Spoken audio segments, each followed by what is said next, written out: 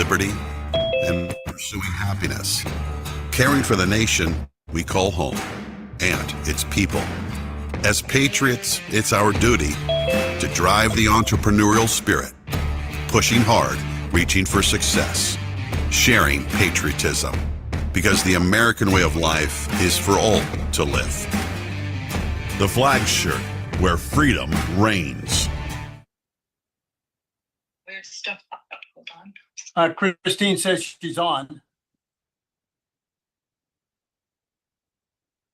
Well, it's trying to. Welcome to the call, everyone. This is Doraisamy and Steve Stern. Today is June 30th, 2025, and welcome to the call. So we're going to bring up our first speaker, Christine Reagan. Christine, I just had to go ahead and ask you to unmute. If you could unmute. There we go.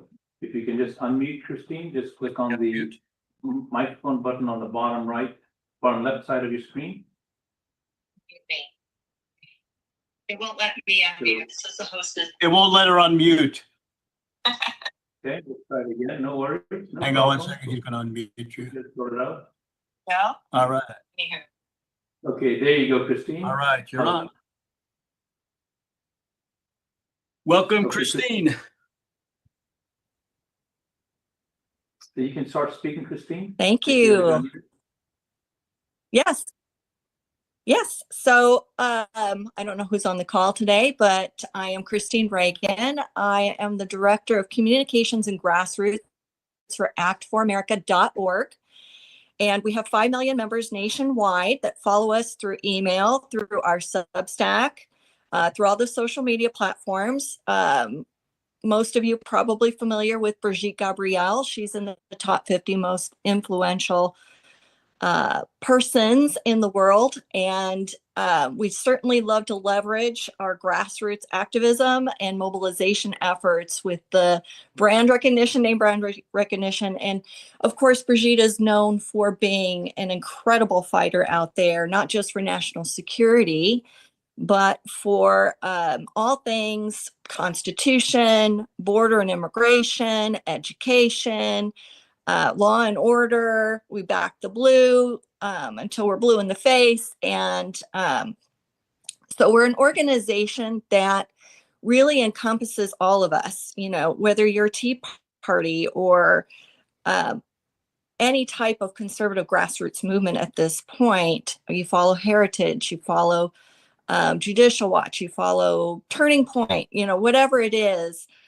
We all kind of move in the same circles, but the uniqueness of Act for America is that we're fighting for those 80-20 issues, the issues that Americans care about most. For instance, we're working and fighting hand in hand with the White House and the Senate Steering Committee to help pass the One Big Beautiful Bill and make sure it gets across the finish line, and that we can save American taxpayers, especially the middle class, as much as $31,000 a year in additional income. I think that we could all be putting to good work, whether paying down debt or putting away in the savings, starting a small business, all those things that the American dream is about.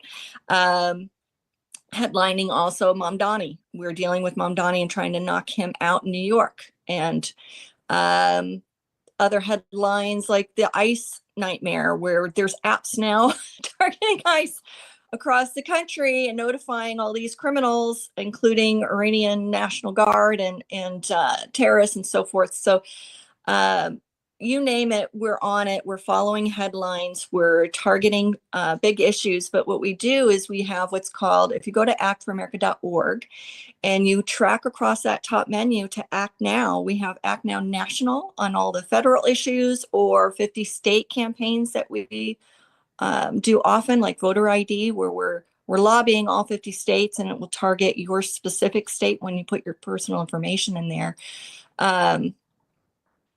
You'll see a beautiful portfolio of issues, campaigns that directly target lawmakers, and it literally takes you a half minute or less. And this has a lot to do with our success in terms of grassroots. We just crossed an enormous threshold, and 312 million what I call real actions. These are direct to lawmaker emails. These are phone calls.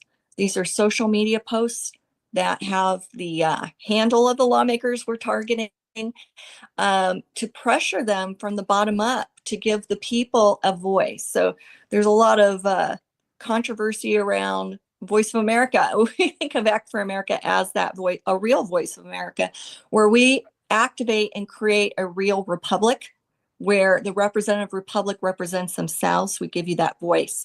I'm now soliciting, recruiting assistants in all 50 states to help with content, because Act for America also specializes in media. And that is we're essentially like a conservative Media Matters.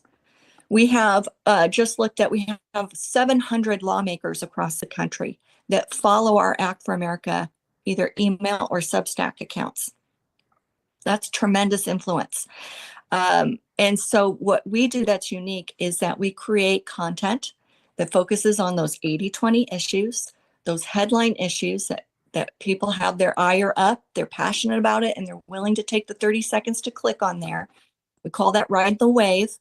And so what we need is more of that, more fighting on the ground in states on whether it's legislation or it's a cultural issue, whatever it is, to help us build those talking points to deliver that into these inboxes and through Substack and through social media that equips the people and encourages them and gives them those facts that they need on the ground as they're in their communities to talk about, you know, whether it's targeting ICE. We're dealing a lot in LA right now because they're battling for their lives out there, for sanity, for safety. And there's just, you know, one dominant voice in Los Angeles, which is very liberal, very left wing, very progressive.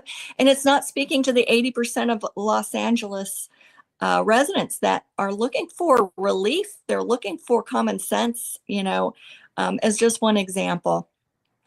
So, you know, we are a movement that encompasses many movements, if that makes sense.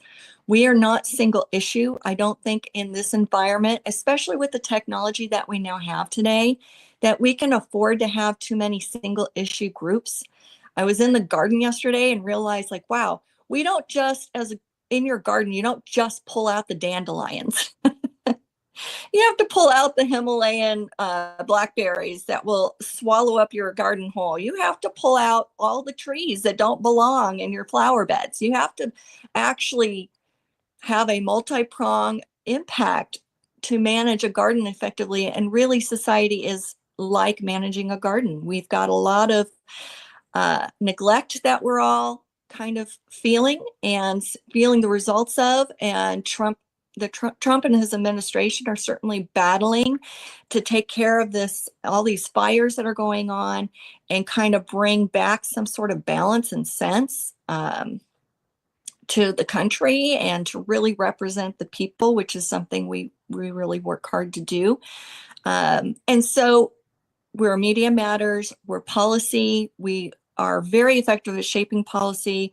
We've passed hundreds of bills. We just surpassed a 300 bill mark recently, where we're able to use then the 30-second clicks, the talking points, synergy of messaging, action, call to action, where the people and the lawmakers are getting the same message, the same talking points from which the lawmakers then can go to the floor and fight for and utilize as well.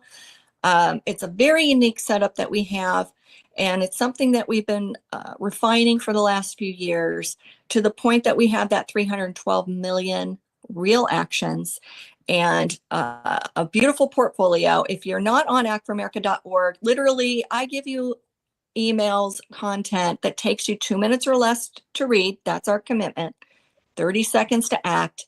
And so each day together, and we need to increase those numbers. We need to come together and fight for these issues that we all care about.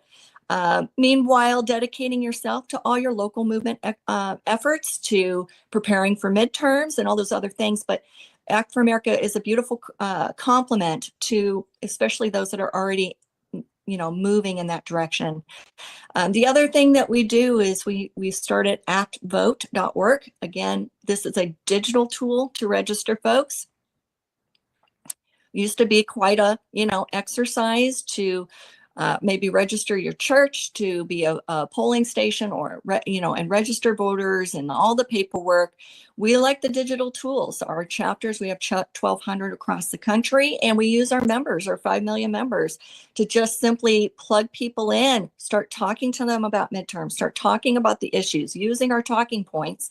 And the easy click, it literally will take you a minute to register your family and friends to go in the right direction and help us to, for one thing, we need to take the Senate, because we have this 2/3 hurdle we cannot succumb.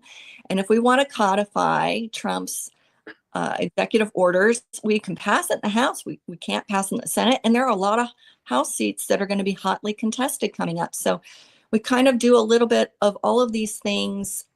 There's something for everyone. I welcome new chapters to come and join us and partner with us, and combine the efforts of local movements, local Republican assemblies, local Republican clubs. We need to do all of those things. We've got to have a multi-prong effect. There's still not quite enough of us out there on the ground, but we can work with you on.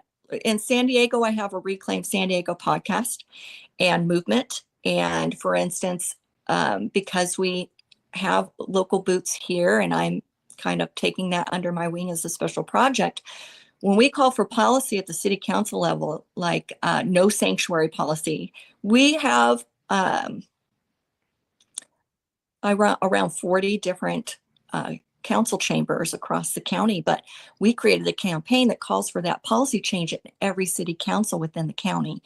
On the school board issue with parental rights in California, we have a parental rights campaign that hits every school board member with 30 seconds, one click, that pushes for these policies. So there's so many things that we can be doing together, growing together, impacting together. And I just want to welcome everybody. And for those that are already following us, and I know there's quite a number of you, I just thank you. We're so grateful for you for participating with us and helping us and funding us to do what it is that we do.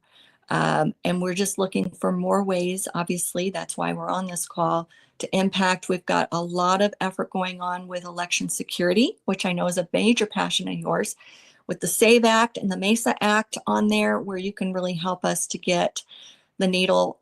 We have an election coming up, so we try to leverage that to persuade some bipartisan support. Obviously, in the U.S. Senate is where we need to really use a heavy hand when it comes to grassroots and make phone calls, especially where you email and phone. For those two bills, I think that's our top priorities, because we're going to get voter ID. We're going to force the voter roll enforcement, which we're working on through lawfare. But we need to codify it because there's the gray areas that the blue states try to claim, and the defiance that's there. We need to pass legislation on those two bills. If you don't know what is within those two bills, the MESA Act and SAVE Act, you just go to actforamerica.org, act now, select election security, and you'll find those two campaigns there, and it explains it, breaks it down, and then the email breaks it down even further so you can understand what it is that they're trying to accomplish. It needs to be our first priority, because if we don't save our elections, obviously we will very short window to make change. So join us there. Again, it's Christine Reagan, Act for America. You can email me at christine@actforamerica.org, or find us through the info account, and we'll be happy to work with you and assist on anything that you're working on locally. Thank you very much, Christine. So every one of our election security calls from now on will feature a state. So last time we had Michigan. This time it's Wisconsin, and we're going to bring on Jeff Davis from Wisconsin. And the next one will be probably New York. So what we're trying to do is trying to get people from all these different states to key in on and bring more people on from their state, because they're learning new things about the state. So what we're also going to do is, on our sites, we're going to put up your information and all the different organizations that are there so people can go to them and get it. So if you will text me all your information, we'll get it. And now let's have Jeff Davis come on. Unmute yourself, Jeff, and come on down. Thank you, Christine. Thank you. Thank you, Steve. I think I'm unmuted. Let me know if you can't hear me. You're We can hear good. you well. Good, thank you. So Steve and Raj and to all the people on this National Election Integrity Call, thank you. In the little bit of time that we've been allotted today, let me just introduce a few things that we work collectively on here in Wisconsin. And let me say up front, we don't have all of the answers. We don't know everything, but we try to work from a collaborative standpoint from 5 perspectives when it comes to administering elections with integrity. And those 5 areas are legal, financial, data, cyber, and administrative. And we'll give an example of each today in this little bit of time window. Quick backstory, 4 years ago in August of 2021, we were at the state capitol here in Madison, 10 months after the November 2020 election, when retired Milwaukee County Sheriff David Clark had an election integrity rally on the steps of the state capitol. This was 10 months after the election. The election here in Wisconsin was supposedly decided by 20,682 votes. We knew that something smelled rotten in Wisconsin. And this is no criticism of the clerks. This is no criticism of the legislature. This is no criticism of the courts or law enforcement. Something just didn't smell right. And so what we did after that election integrity rally is we pulled together a statewide ad hoc committee specifically focused on election integrity. And those 5 areas that we looked at, we went out and we found professionals in each one of those 5 areas. Those 5 areas being cyber, which would be the electronic voting machines, data, the WISVOTE database, the finances, the legal perspective, and in the administrative perspective. What we did is we built out a 72 county resolution where all of the county parties could support what we were doing through the Republican Party. They were extremely helpful, extremely supportive. Then we put together an ad hoc committee of 20 to 25 people that's on a constant floating basis where people are coming and going in those 5 areas of specialties. And then what we did is we built an email database, an encrypted email database to give people hope and encouragement that something would be done in Wisconsin from these 5 perspectives. What can we do legislatively? What can we do through law enforcement? What can we do through the legal system? How can we lobby? And then what does that look like logistically? The 5 different areas that we looked at, cyber, data, financial, legal, and administrative, came down to these 5 things. What is the state statute and what is the administrative code, number 1, for a particular election integrity issue? Then 3rd thing we did was, whose auspices does this fall under? What's the status of that particular issue? And we've identified 73. And then what's the action plan? We can come on here and meet with Steve and Raj and people all over America every single week. But unless we quantify and qualify election integrity and what can we do to address it, we're just wasting our time. So I'm going to give you 5 quick specific examples, one from each one of those 5 different areas that we are currently working on here in Wisconsin as far as success stories, and then monitor the issue, what has been done and needs to be monitored. Number 2, what is being done and needs to be followed through with, and then what needs to be done. And for all of the folks on this national call, Raj and Steve have all of the white papers on the formation of the ad hoc committee on election integrity, all of the success stories, and then the 73 different points of interest for election integrity. There's no magic or mystique to this. All 50 states can do what we do, and you have our permission to copy and model all of this in your particular state. Because as we found out in Wisconsin, it doesn't make any difference unless we quantify and qualify, address the issue, and then follow through with it. 5 real quick examples. We just found out that the WISVOTE database here in Wisconsin, which has 8.2 million names in the database, 4.4 million are just names. They're not eligible. They're not registered. They're not electors. They're just an extra 4.4 million names floating around in the WISVOTE database. On top of those extra 4.4 million names are eligible registered electors of 3.8 million. And when we started this 4 years ago, there was 7.1 million people in this database. It has grown by 1.1 million. And what I can tell you today is Wisconsin has 5.9 million residents. 4.6 are over the age of 18, and 3.8 of the 4.6 are registered in the database.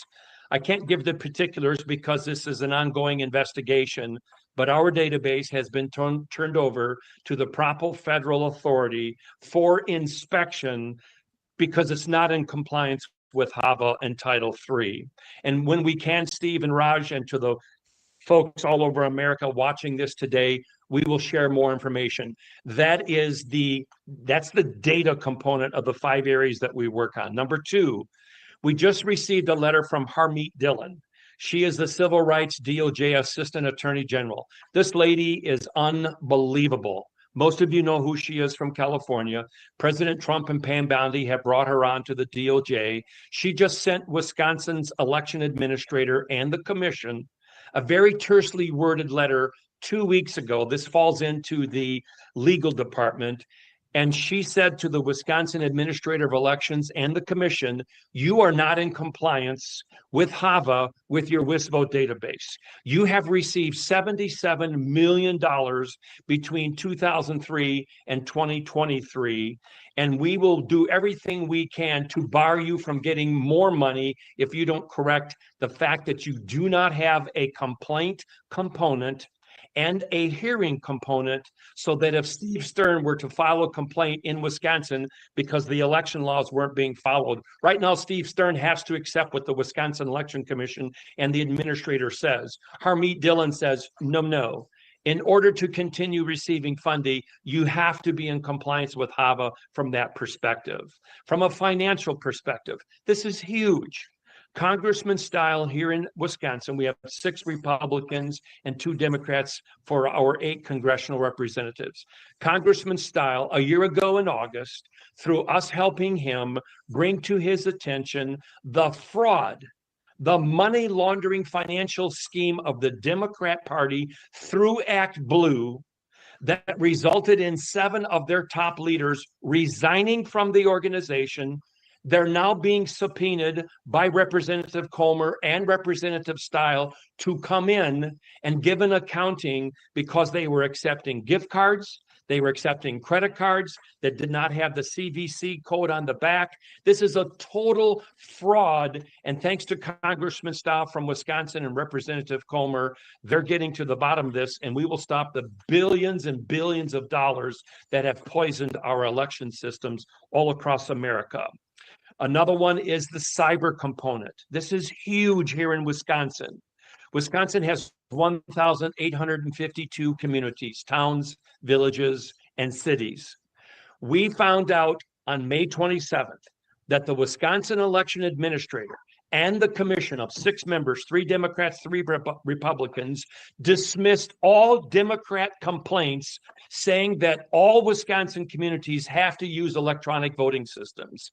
They said, no, your complaints are without merit, they're dismissed, and any community in Wisconsin under the population of 7,500 people can vote to get rid of electronic voting machines and go to paper ballots and hand counts. That, as Steve Stern would say, that is huge when it comes to election integrity. And then the final one is the administration. And the Wisconsin Supreme Court just last week, made up of 4 liberals and 3 conservatives, just last week, a 7-0 vote said that they were not going to accept the Democrats. This would be Mark Elias, Norm Risen, you name it, the liberal big Democrats.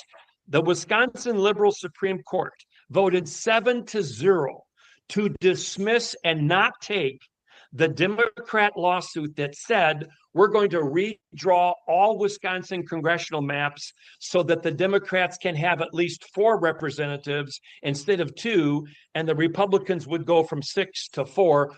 under these new maps. When you put those 5 things together, that's just 5. We have 73. When you put those 5 together, it is amazing what's happening here in Wisconsin. And this model can be adopted and implemented throughout all of America. Because guess what? Steve Stern knows this. This man has worked tirelessly for the entire United States of America, and he's helped us here in Wisconsin. This can be adopted and implemented in any state because there's no magic or mystery. Every state basically functions the same way. And Steve, we want to thank you for giving us these 10 minutes to share this. Yeah, you got what's a few going more on here. minutes, Jefferson. If you got a couple of things, tell everybody how to reach you, and we got about 2 or 3 more minutes left on your. Bless your heart. You're so kind to be generous with the time, Steve. We purposely do not have a website. We don't want to be chasing trolls and, answering people, but we do have an email address, and I'll give that to you now. It's Davis, D-A-V-I-S, for president, all lowercase, no hyphens, no periods, Davis for president at protonmail.com. It's an encrypted email database. If folks want more information, email us and we'll get that to you. I also feel comfortable giving you my cell phone number, 262-470-0893. That's how you can get in touch with us. We're not a nonprofit organization. We're volunteers. We work under the radar screen from those perspectives. And Steve, you're very generous and very kind to have us on your program today. Can you put that into the chat? Yes, I can. And my dear wife will help me figure that out. There you go. All right. Well, thank you very much for coming on, and we'll get you on again. You get a lot of information. Thank you for all the phone numbers and everything you've given me and taking the time to work with me. Next on, Thanks, you got Kim Hermans from Project Civica in New York. And that's a tremendous organization, and I think everybody should follow this. Steve Gillen started this a number of years ago and is really coming along. Kim, you unmute. Go ahead, Kim. Go ahead and hit the unmute button. Yeah, There you go. I'm Good. unmuted. All Yeah. right, Kim, we can see and hear you. Great, perfect. So my name is Kim Hermans. I'm the president and co-director of Project Civica. We are a New York-based civic action 501c4 nonprofit. Our efforts focus on education, advocacy, and collaboration in New York State. If you can go to projectcivica.org to find out more about our initiatives, because obviously in this short amount of time, I don't have the time to tell you about everything we're up to. But we have had a busy winter into spring. Steve Gillen, who is our political affairs director, started the year off with a forum in person and in Zoom on Long Island, talking about precinct strategy, which we actually call committee strategy in New York because New York doesn't have precincts. So it gets a little confusing. I know when I first heard about precinct strategy, I had trouble with that idea with New York because there's no such thing as precincts here. So we call it committee strategy, but it's basically precinct strategy. And that's grassroots, ground up efforts, slogging it out, if you will, locally, and trying to recruit people to represent their election districts, their neighborhoods. So we started out with like I said, a forum, and then Steve Gillen and several others did a lot of education in the areas of New York where they were going to be carrying petitions. So he went to numerous meetings. And the clubs basically just took over from there. They did all the hard work. We collaborated with them by providing up-to-date information. So we also have a data research team. We collect the voter rolls from New York State called Nice Voter every month. And so we were able to give many of the clubs and the people trying to carry petitions up-to-date, accurate information on recent Republican voters, which was really key for them. I want to read a report that I got from one of the clubs that we were working with, and I'm just going to read what she sent me so that I can get all the names and credit correct. But the Rockaway Republican Club elects locals to Queens County GOP. We are proud to share what the Rockaway Republican Club has accomplished in the primary election. Over the past several months, Paul King, Mary Glynn, and Margaret Powers and our team worked tirelessly to recruit, petition, and support 35 candidates for the GOP Queens County Committee seats. Chairman Paul King and officers Mary Glynn, Margaret Powers, and Kathy O'Connor walked across the district, knocking on doors, talking to friends, family, and neighbors.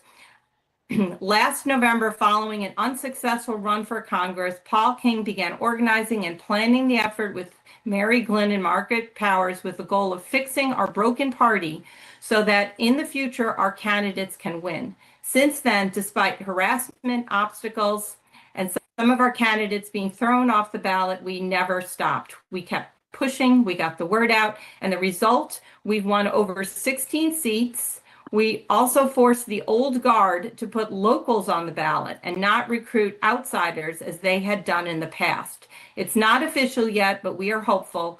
We are also staying vigilant because we know how things go in Queens politics. We want to make sure there's no monkey business before our people are certified. This is what making a difference at the grassroots level looks like. It's real people doing real work for real change. So I just want to give a shout out to that group. They worked really hard. There were a number of other groups in New York City who also had a lot of success. And I know you haven't heard that story because all you heard about in the news was the mayor's race. I want to point out to people that in New York State, as in some other blue states that I'm aware of, the Democrats are, definitely in control, but the number 2 voting block is what we call blanks in New York State because they're unaffiliated, but basically independents, people who are leaving what we believe from what we can see in the data, the Democrat Party in droves. So there is hope in New York City. The candidates, independents, and the Republican candidate, Curtis Sliwa, is going to have to find a strategy to tap into this huge voting block of blanks or independents, people who have left their party because they're not happy with what's going on. So I think there's a lot of help in New York City. In addition to the work we're doing in New York City, as I mentioned, we have a strong data research team who is doing some incredible work. And I'm going to give you a sneak preview of some of the research that is about to come out in our report. Some of this is also a result of collaboration with other states. So we are working with New Jersey. There's an election integrity team out of New Jersey that we have worked closely with to find, to work on some of this data as well. But we have a great team working really hard. So some of the figures that we've come up with, that we've discovered as we were comparing voter rolls month to month over the last 6 months, there are currently 103,000 registered voters in multiple New York counties, which is a problem. We have 60K who voted after being purged, and 83,000 currently registered, double registered, both in New York and New Jersey, 12,000 double registered in New York and Florida that we've found.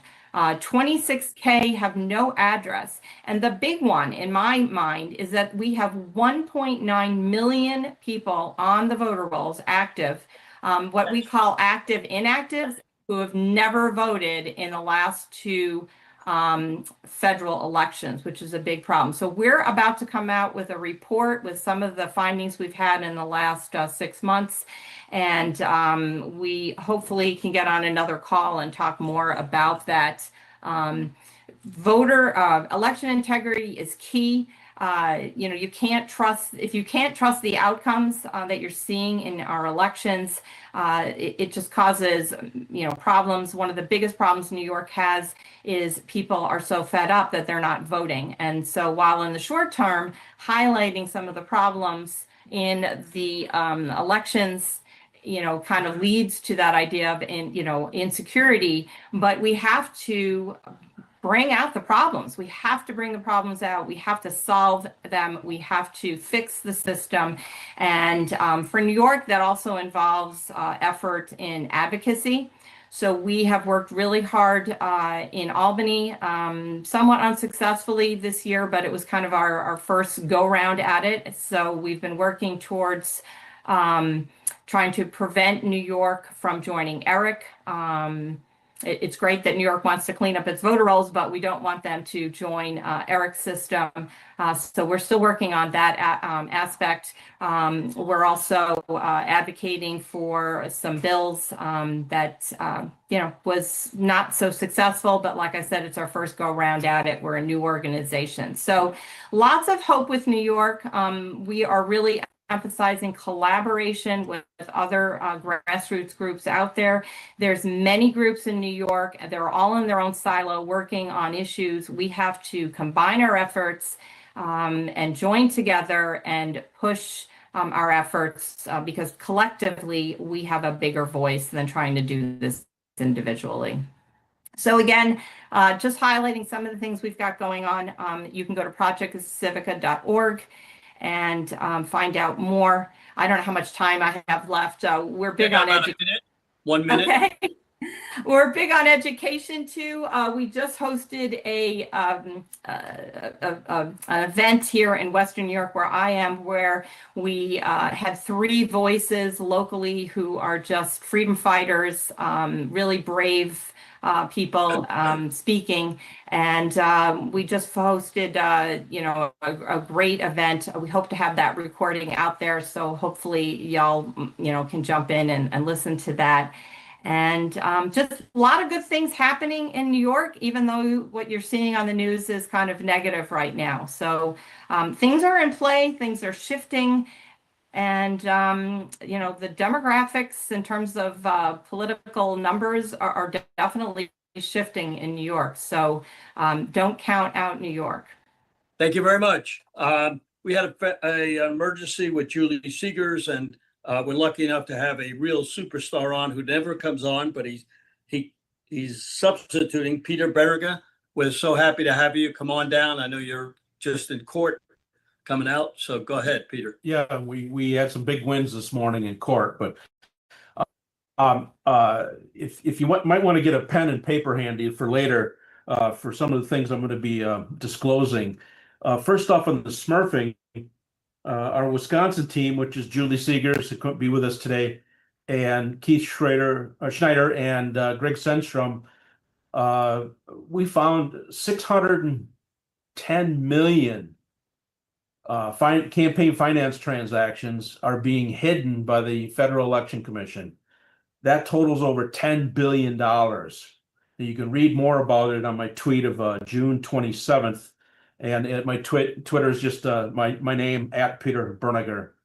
I did follow up and send a detailed letter with all the numbers and how we found it, et cetera, to U.S. Congressman Brian Stiles, because he's the one who heads up the committee that oversees the FEC.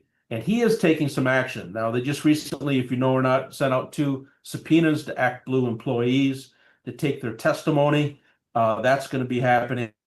Also announcing my complaint to the FEC. Again, it's a group effort. It's not just me.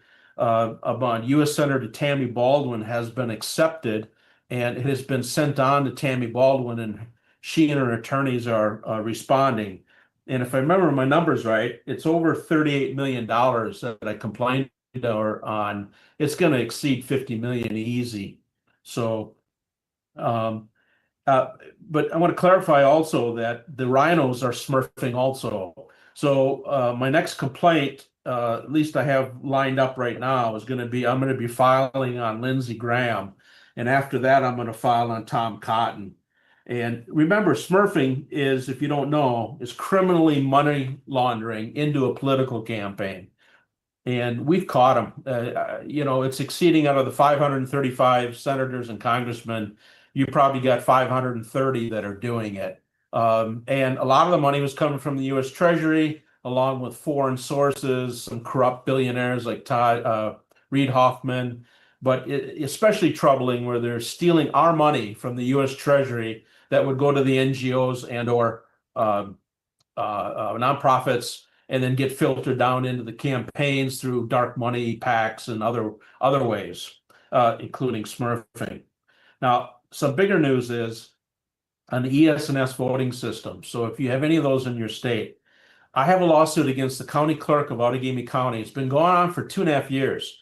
And through discovery and sworn depositions, this is basically what is happening. And this is important because it's happening in other states, as Leah Hoops has found out in Pennsylvania after she read my tweet about it, is that ES&S submits an application to be certified. And I'm talking to the Wisconsin Election Commission. Typically, it's going to happen besides the feds. They're going to do it to your Secretary of State. They're going to review the application, look at the voting system, kick the tires, and they're going to vote whether to approve it or not approve it. So what they did is ES&S submits their applications to Wisconsin as a real example, and the Election Commission functionally tests the ES&S voting system.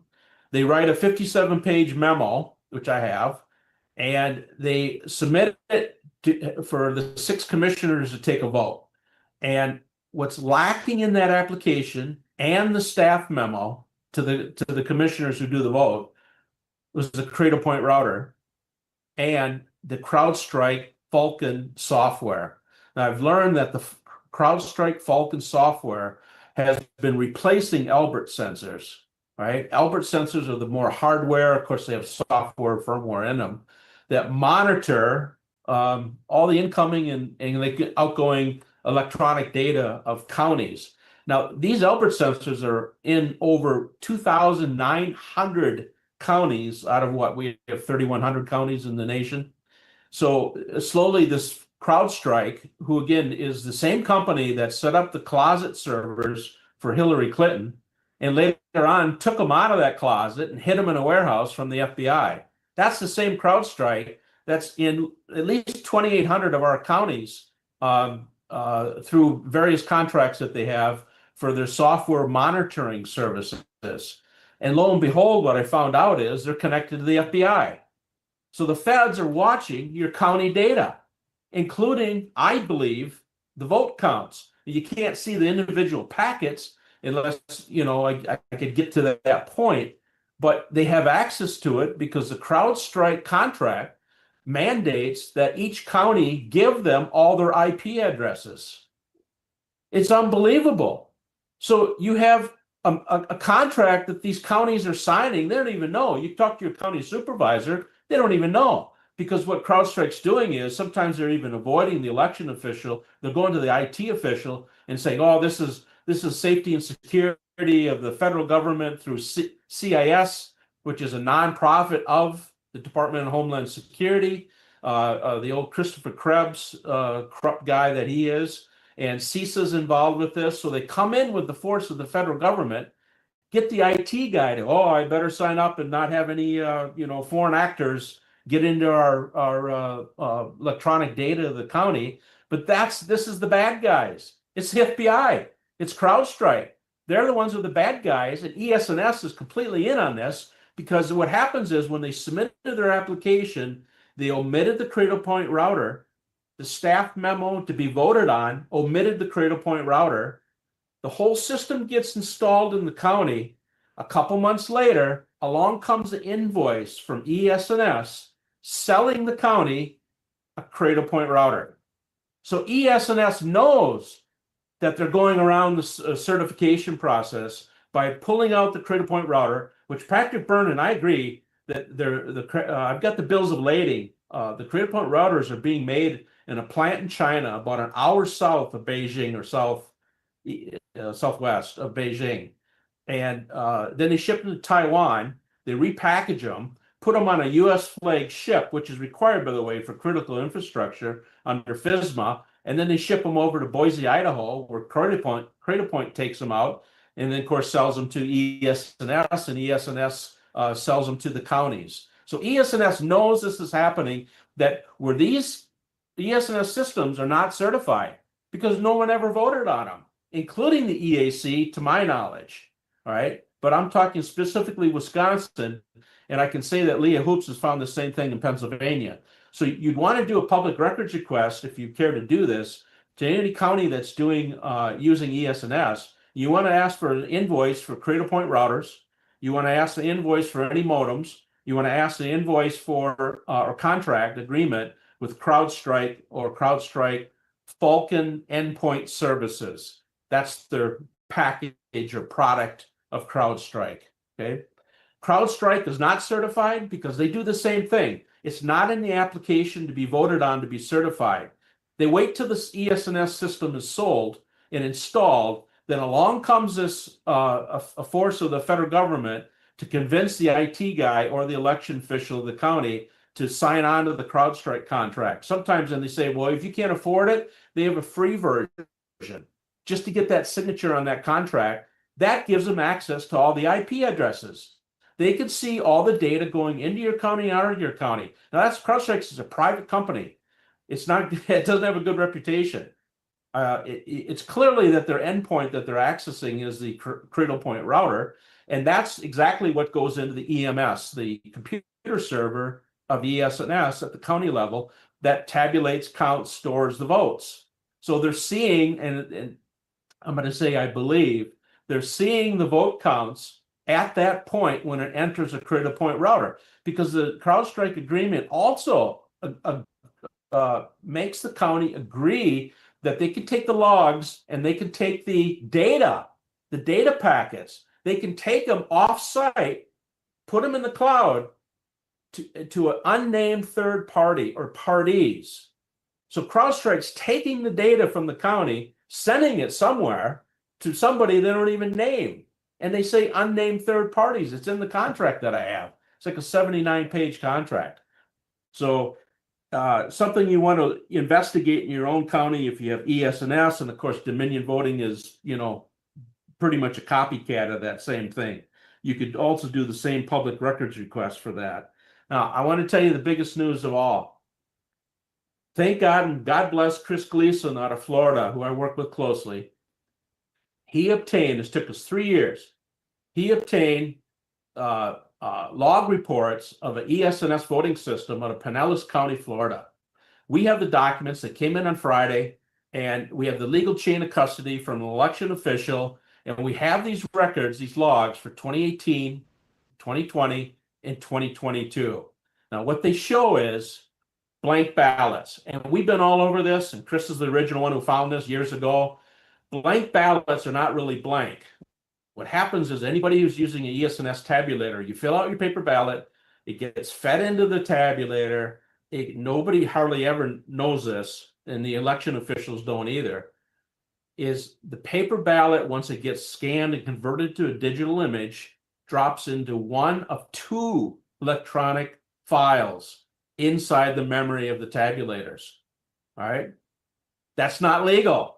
That's like having two black boxes behind a curtain that you don't even know there's two boxes, and the election official takes your paper ballot, walks behind the curtain, puts it in one of the two black boxes, and never tells you, right? The reason they're doing that is this ties in with Runback software. We got a big, long 101-page article about this on our website. Runback has a patent. It's in the patent where it says they take adjudicated ballots, which are blank ballots for ESNS, adjudicated for Dominion, and they adjudicate them. This is after the voter fed in their paper ballot, went home, the polls closed, and then somebody up at the county level is futzing with the numbers. These documents we obtained that Chris got on Friday, they show blank ballots going into a secondary folder file. In fact, I have it printed out here. So here I have an example. You're not going to see it on the screen. Where you have 8 blank ballots. You're probably not going to see that. I can't see. Go into the secondary folder. It generated 4,058 votes.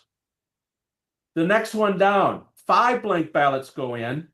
It generated 2,181 votes. This is an official government document from Pinellas County Elections, a report from the ESNS EMS server for the 2020 election. What they're doing is, we caught them, this proves it, what we've been saying all along. They're injecting votes at the county level. This document from the government proves it. This document from ES&S proves it. We have thousands of these that we obtained from that election official. It's going into the courts this week. I'm filing affidavits, so is Chris, and some other people into 2 cases down in Florida. I'm following it up in 2 cases I have here in Wisconsin. We're going to be sharing this information if Chris hasn't already posted it on his Twitter. And this is it. This is the Holy Grail, because you can't refute this. They never thought they would get it. We also have the 3-page letter where ES&S told the clerks across the nation, because we did public records requests nationally. They said, oh, by the way, we got this guy in the Justice Society asking for public records. We're okay if you give him reports A and B, but don't give him C, D, and E. Well, we finally got C, D, and E, and it shows exactly what we've been suspecting. This proves they're injecting votes in the secondary file at the EMS at the county level, and that's how they're stealing our elections, at least in this case.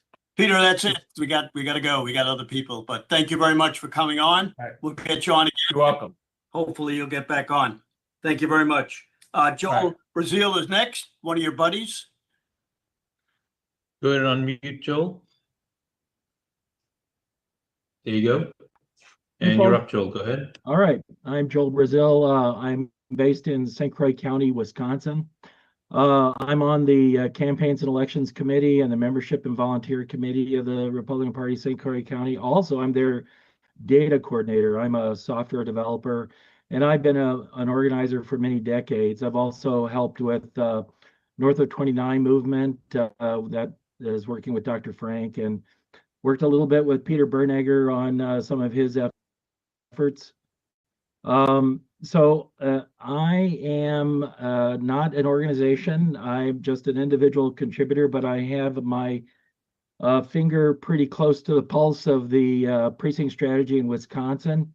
As a plug for precinct strategy, Dan Schultz, go to precinctstrategy.com if you've not heard about the subject in general. In St. Croix County, a couple of years ago, we, well, I'll just say, take a step back. In Wisconsin, we have what are called committeemen and committeewomen, or ward captains. Other states would be precinct captains or precinct chairs or precinct committeemen. So in Wisconsin, I would say that institution has been shut down for probably 50 years. And it's quite unfortunate. In St. Croix County, we had, through my efforts, appointed 4 committeemen, and that was a couple of years ago. I learned a lot from that process, but at this point in time, there's no effort centrally at the Republican Party of Wisconsin level to have committeemen or ward captains, but they do have a program called community captains, and I'd say that is something, but I'd like to it's not an always up affair. It's only really up during campaign season. I'm definitely for committeemen and ward captains being year round up and running.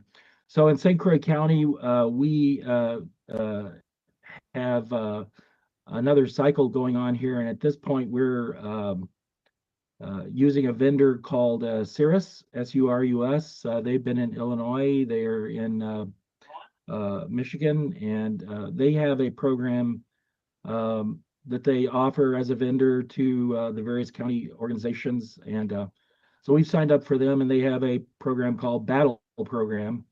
And that's actually now been deployed in Brown County and St. Croix County, and it will probably spread out to another few. They are a vendor in Dane and Waukesha counties.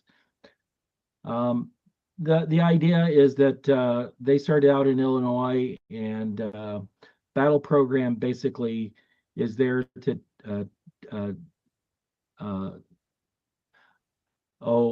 go after the moderate to low propensity Republican voters and just get them to, it's a get out the vote effort. Now, I look at this as a useful exercise because the first time around it was very difficult to get even committeemen going. And if there's a lot of enthusiasm with regards to Cirrus, Wisconsin, let's go ahead and get it going. And then it starts out with ward captains. And on top of that, we can have a committeeman at a later date. Now, in Milwaukee County, they have have a branch system. They have decommissioned their 6 branches and have created city level branches or municipal branches. There are 19 municipalities. My understanding is they've had a chair for each municipality, and they're going to have ward captains underneath those chairs. I am not monitoring it, so I'll be listening to the grapevine to see how that's going, but that's a fairly recent development. In Brown County, for their Cirrus, Wisconsin, I can also say that they did have an organizational meeting in the late May. They have 25 ward captains, and I believe they want to triple, probably triple that number to fully cover that county. That county is Green Bay. And finally, in Jackson County, they a couple of weeks ago, what they ended up doing is taking their members at large on their board, and they have now substituted them with committeemen. And so they're working from committeemen and getting those populated in the county. Committeemen, in a sense, are like ward captains, except they're a level above. The ward captains deal with the wards, and then the committeemen coordinate the efforts of ward captains. My experience from St. Croix County was that I started out with committeemen, and they were expected to appoint ward captains, and it didn't seem to happen. So I think it's better to start with ward captains. Wards are the equivalent of precincts in other states, or committees in other states, I suppose, in New York. So in Jackson County, they're starting out with committeemen and working down. So, but in case, I will recommend they look at ward captains really soon. Yeah, in Wisconsin, we have a complicated kind of a situation. We have a statutory organization, and that's where the committeemen exist. And then the Republican Party of Wisconsin has a membership-oriented organization, and that's what we're working with today. So in case, I'm trying to influence the Republican Party of Wisconsin to adopt ward captains and always up paradigm, so that we'll also be able to work on cleaning the voter rolls. I'm going to push that effort. Ward captains are out there. They're getting to meet they're assigned to a ward, so they get to see the entire voter roll. They get to go to every door if they want, and make sure that the voter roll matches who's there. So I expect once we start getting this going, we'll be able to start putting in complaints about various issues we find in the voter rolls. I haven't timed myself, but Yeah, we're pretty much out of time. So if you got, just let everybody know how to reach you. Okay, what I'll do is I'll go ahead and post my contact information in the chat, and I'll you can go ahead and get me that way. I'll get that there in a few moments. Okay. Terrific. Thank you very much. Aubrey Campbell, you're down. Aubrey's in Texas. You see her there, Raj? All right. Can you hear me? Yep, we can hear you. Can hear you. Okay. Thank you, Steve. Sorry about that. My computer forced an update, so my audio might not be ideal, but as long as you can hear me. So, guys, I have an executive order related to the cleaning of the voter rolls, and it's highlighting the only legal mechanism that we have in place. Sorry about that. The only legal mechanism that we have in place to actually remove outdated or suspect registrations, and it's in the National Voter Registration Act. It's actually in Section 8. So my executive order is a 4-part executive order. The first part is just activating Section 8 of the National Voter Registration Act. And if you read my executive order, which is at tbtr.us and takingbacktexas.org, it should be on both of my Substacks are right there on the homepage. And they're on my Substacks. tbtr.us is the most updated work group that we've got going. But the executive order does call for the activation of Section 8 of the National Voter Registration Act, which all states are already prepared to activate. They all have the forms designed and in compliance already with the NVRA. The second part of my executive order is calling for, and this may take an act of Congress, but it's calling for the creation of a national active voter database, not a national voter registration database, a national active voter database that the states could contribute to upon the activation of Section 8 of the National Voter Registration Act. The third part of my executive order is calling for basically the banning of NGOs from registering people. It's a reversal of one of Biden's executive orders. It's like 14109 or something like that. It's in my executive order where Biden had authorized NGOs and a lot of affiliate organizations to register people, and it's kind of added to the chaos. So in my executive order, I'm asking for Trump to recall that and say, no, NGOs and their affiliate organizations cannot register people. Only officially deputized entities from the county can do it. And I'm talking like you're going to need to be an employee or just a volunteer. It can't be like NGOs out there hosting registration drives where there's no official person from the county present where people are being registered. Okay. So we're calling to ban NGOs from voting so that we can have a more uniform method of people being registered. A little bit more checks and balances, a little bit more accountability. And I want to remind people, NGOs are not necessarily subject to FOIAs or Public Information Acts. Sometimes they are if they're in contract with the government. Sometimes they are, but oftentimes we find that they're not. So we want them banned from registering people. The fourth part of my executive order outlines the use of provisional ballots, and that we need to mandate those for everybody who's either not registered or who does not have a photo ID. The law says, related to provisional ballots, this is federal law, says that if you're either not registered, you don't appear on the poll book, or if your identity is called into question by an election official, that's a clerk or a judge who's trying to check you in. If they cannot tell who you are, you're walking in, you're saying I'm this person, but you have no photo ID. You could be bringing in your dead uncle's bill and saying I'm this person and voting for them. If you're not on that registration book and or you don't have an ID and your identity cannot be verified, you need to vote provisional. And a provisional vote is not a punishment. It's actually an opportunity, and it needs to be treated that way. Prior to the Help America Vote Act, you could just deny people their right to vote.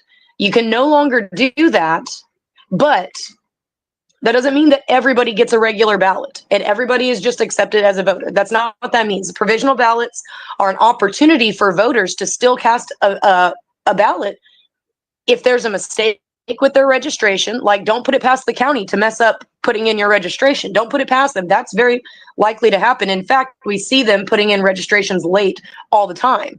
So if the county messes up your registration, you can still vote. Provisionally, we're just going to make sure that you're eligible, and then we'll count it.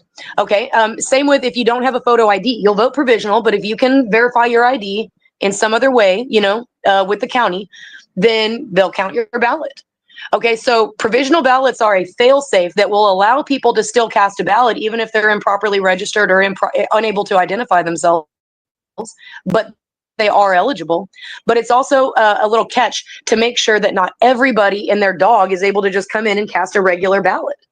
So those are the 4 parts of my executive order. This is what I believe is the only mechanism that we have to begin cleaning up registrations without being sued into oblivion, because this is already federal law.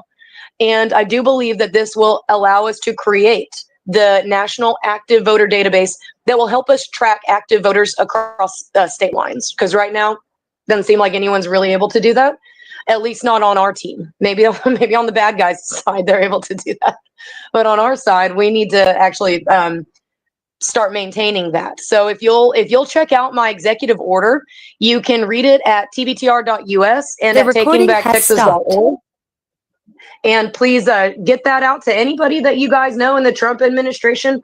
I believe it has been delivered to a few people in the White House, but I would like for this executive order to get as much attention and as much feedback as well. You should be able to leave comments on it. I shared out on X, I shared on Telegram. If you have any comments, you can also email me through my websites. takingtxback@gmail.com is my email, takingtxback@gmail.com. If y'all have any questions or commentary on the executive order, please let me know. And please share it out if you would. Be a great help. And thank you so much, Steve, for doing this. I really appreciate you. Okay, thank you very much. Raj, you're up. Excellent. So thank you very much for being on this call. I love your t-shirt. You love my t-shirt. Thank you. Thank you. It's a Reclaim campaign. And for those of you who've been on these calls before, you're aware of this project. And to just refresh you and kind of give you an update of what's been happening since the last time we spoke, I'm going to play this short video here for you. Here we go. Volunteers have worked tirelessly to register conservatives and grow Republican influence at every level. We support the party's principles and we believe in its purpose. But today, something's gone off track.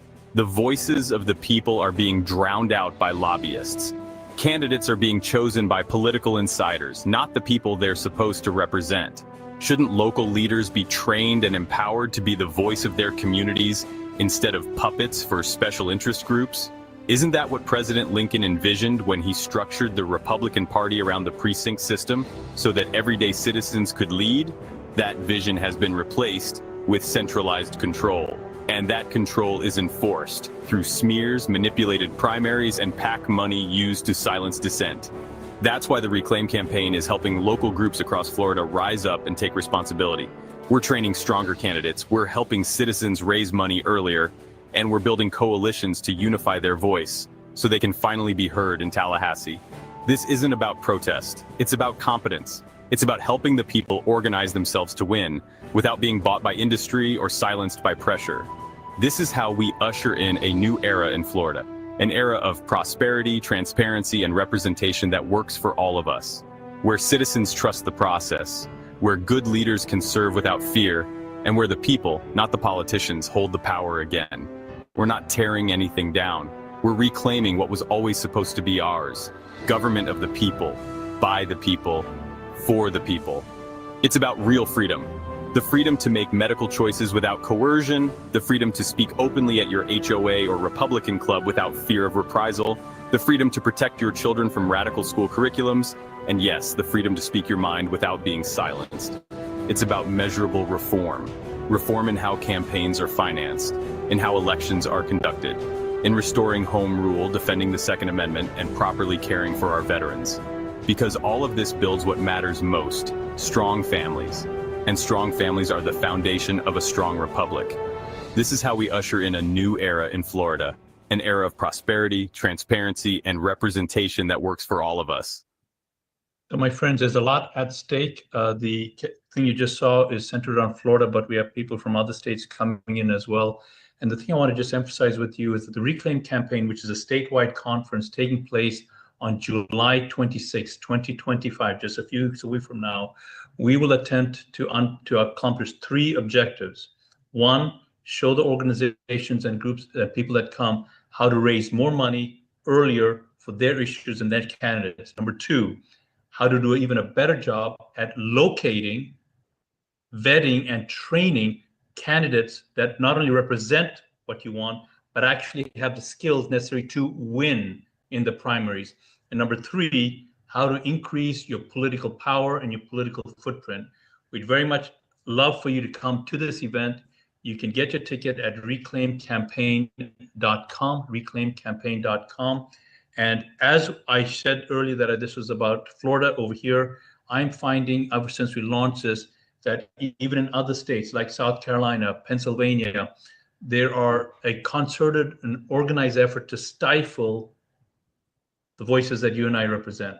We have to do better this coming year, and we attempt to provide the tactical steps on how to do better at reclaimcampaign.com. Look forward to seeing you there in person. So thank you for that, Steve. I think now we have. Now, before you do that, Daniel. let me just make a couple of announcements. Our next election security call will be on July the 14th, Monday. Also, please go out and get Dan Schultz's book on precinct strategy. This is very important. The 2026 election is coming up. Go to Stern American Rumble, which a lot of people are on today, and watch our Flag Day event. Raj and I did a Flag Day event with over 8 million people, 4.5 hours. It went to the minute. We had a lot of terrific people on. We're putting up individual people who spoke. Anybody who wants to get a flag shirt, go to www.theflagshirt.com. I'm wearing my cowboy hat, of which TikTok sold over 2,000 units in about 10 days. So now we're going to bring on a guy who I love. Voice of the People, Dan Sbriglio, has one of the greatest podcasts. Had me on a couple of weeks ago. We had a zillion people on. He always gets millions of people on the podcast for today. So come on down, Dan. Thank you very much for everything you do. Steve, it's always an honor and a privilege, sir. So thank you for having me on. It's always great to have you as a guest. Raj, thank you as well, sir. Always appreciate the time. So yes, I'm Dan Sbriglio, the voice of the People USA Radio and Television Network, and we are heard by millions of people around the world, completely independent. I will say I like the Reclaim campaign a lot, but I will put it out one little knowledge nugget, I will say, and perhaps things have changed, but I will say as an activist starting in Pennsylvania in 2007, targeting illegal immigration, targeting corruption, and exposing the Kids for Cash scandal, it was home rule that actually destroyed Pennsylvania. It took us down a very bad path. We had 3 county commissioners, 2 were corrupt, and the other county commissioner actually whistle blew and came and spoke at the rallies. The other 2 were charged. And the idea to fix the problem with 3 was bring in home rule, which then went from 3 county commissioners to 13, who then elected how long they could stay in office, how much money they make. And then municipalities lost their own sovereignty to the county commission. And therein lies the problem with Northeast Pennsylvania and kind of Pennsylvania as a whole, as I've seen. So, it's home rule is problematic. The reason why I bring it up is because I've been in this game for a very long time. Fresh out of the military, came back, and I saw a problem, and I decided to speak up. And being in the world of grassroots activism, true grassroots activism, where you don't make any money and you don't sell your soul, you go out there and you fight for a reason, you stand up and you pay out of pocket while working as a cop in multiple departments and working a full-time job and everything else, and pointing out the problems about the 20 to 30 million illegal aliens in our country back in 2006. I like how the media has continuously said about 10 to 11 million illegals. It's been that number now for a good 20 years, so it's always fascinating to me. So going after that, exposing that, and then coming up against the big money in 2010 and seeing what they did to kind of gatekeep activism, if you will, it's been a continuous problem. But I learned firsthand that being a nobody, which always kind of aggravated the media, when they would attack me, and I was on Real Radio in 2007, and I did not like censorship, so I said, I'm going to go online. And I went online, and that wasn't very popular back then. But I saw a problem, and I wanted to create a solution. I wanted to build an independent media platform and do it the right way. And the right way means hardships, means struggle, and lots of money spent, especially when you have no backers, no financiers. But also, at the same time, the beauty of it is you have nobody telling you how you should or shouldn't do things, and you're beholden to nobody other than integrity, the one guiding principle, if you will. And that's what we've built. We've built something that has taken us almost 20 years, and it was honestly meeting my wife. I have the face for radio, in case you can't tell. But she decided that we got to modernize a little bit, and we have. And now we're heard by millions. It's a proprietary method that we created. Well, somebody smarter than me created a way for us to get our audio stream out there. And now we've been advancing on the video side. And, you know, places like X, I know X is considered the home of free speech. X is terrible. If anything, now I pay for the privilege of being shadow banned, whereas at least before I didn't have to pay for it. These enterprises that are supposed to be here to give you a voice and everything else, it's 99% trash. Always has been. A lot of these organizations out there that, you know, claim to be for the people and in the fight, it sounds good on TV. It sounds good during election cycles, but they gatekeep and they hurt those of us who are actually in the fight for the real reasons and the people that are boots on the ground actually fighting for change, to clean the voter rolls, to target the corruption, to do everything that we need to do to take back this country and restore the republic, quite honestly. So, you know, a brief little tidbit, I decided that there was a problem where I now live in Maine, and I decided to be the first ever person to primary challenge Susan Collins. So I'm still a candidate for Senate, and all the people that like to do things online and say, we need to primary the rhinos, they don't mean it. They don't care. They want their millionaire figurehead, whatever, to come in and pretend to be something different. They don't care about regular people. They never have, they never will. They lie to people. And that's fine. We know this. I'm talking with a great group of people. And again, I'm always honored to broadcast these calls. And obviously at Trump International, again, to meet so many people in person. And a great friend of Steve's is one Mr. Chris Gleason, who we had on our show Politishock, which airs Thursday nights at 9 p.m. Eastern time. The levels of corruption we exposed here in Maine is beyond reproach. It is worse than anybody will ever realize, because the saying goes, who cares about Maine? Not many people do. And having learned quickly, the biggest problem I face is the Republican Party in Maine. The other side, we know what they are. They're lobotomized walking zombies, and they're fueled by hate and corruption. That's what they do. The worst part is the uniparty establishment, always has been. I am a Republican, but I hate the Republican Party with a passion. I think that they are, and that's not everywhere, obviously, but nobody has worked against me harder than the Republican Party to silence me and to give me no reach, no anything else, regardless of how you work. So what do you get in reward of that? What do you get? You lose your job after 6.5 years. You know, they took my job away from me because they didn't like the things I was involved in. It proved to be problematic, and they said I'm at will. So that was their excuse to get rid of me. So I've sacrificed before for this. And I'm not saying that to complain. I'm saying it because I understand what people go through. We all get it. It is a hard battle when you do it the right way and you're not independently wealthy, but claim to be grassroots because it sounds good and it looks good on a poster, a t-shirt.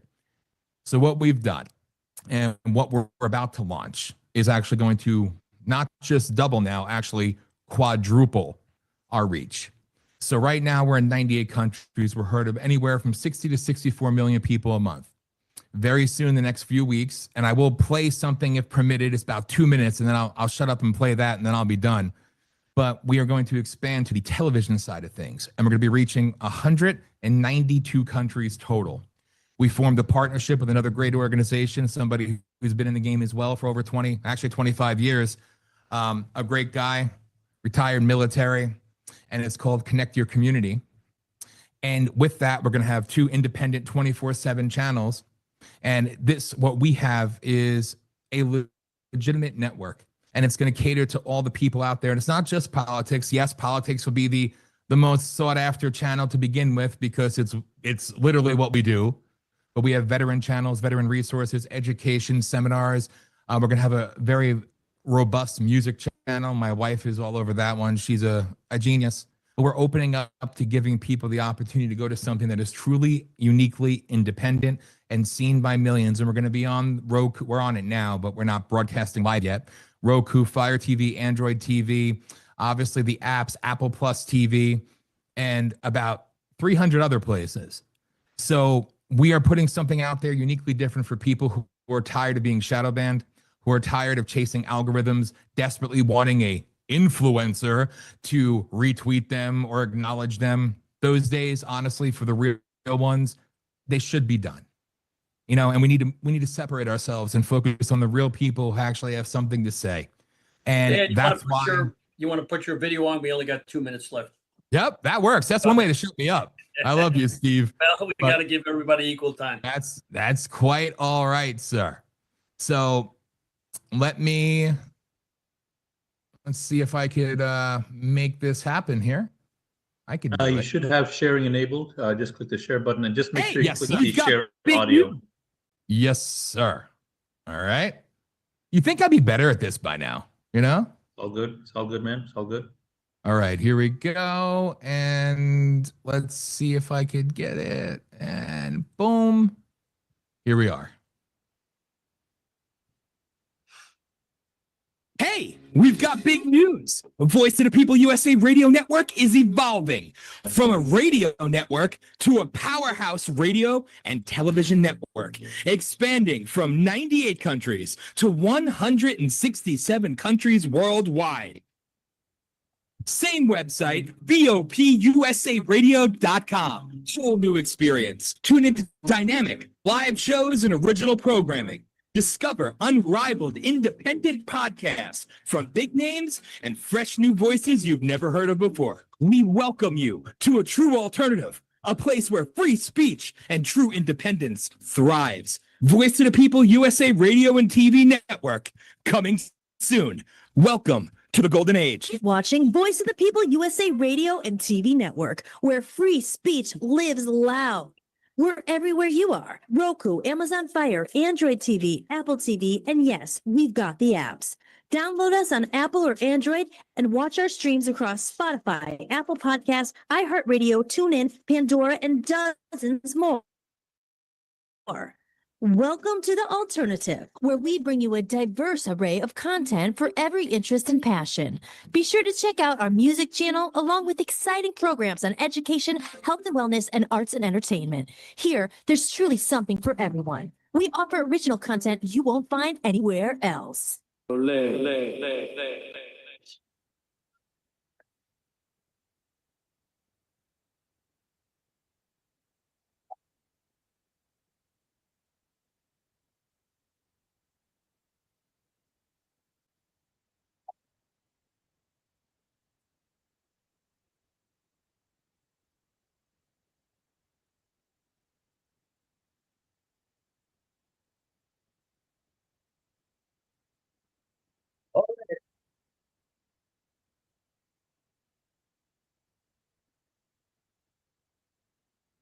Voice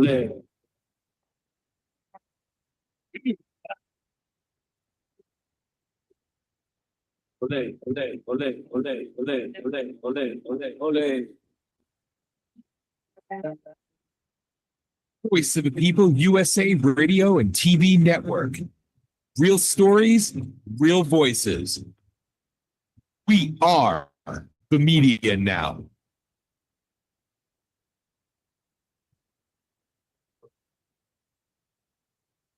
Thank you very much, Dan. We appreciate it. You're always there for me, and that's sensational. Next Love you, up, sir. we have one of my favorite people. She started this with me 3 years ago, then got busy exposing all the fraud. So Michelle Swinick from SaveMyFreedom.us. We love you. Boy, you look how good you look. What happened? Yeah, it's amazing. See what happens when you stop investigating the elections because you've shown everything. You take your life back and you become healthy again because you get your brain on straight. So before we talk elections, patriots, I can't express to you how important it is to let you know that you cannot fight for freedom if you are sick, tired, toxic, and broke.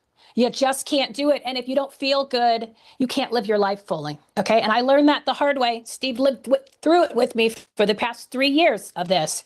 I spent 2.5 years doing nothing but investigating the elections, and it destroyed my health and finances. Okay. Destroyed it.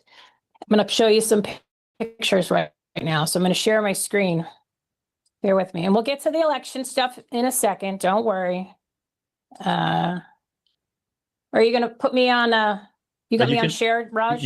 You can share. Go ahead. Okay.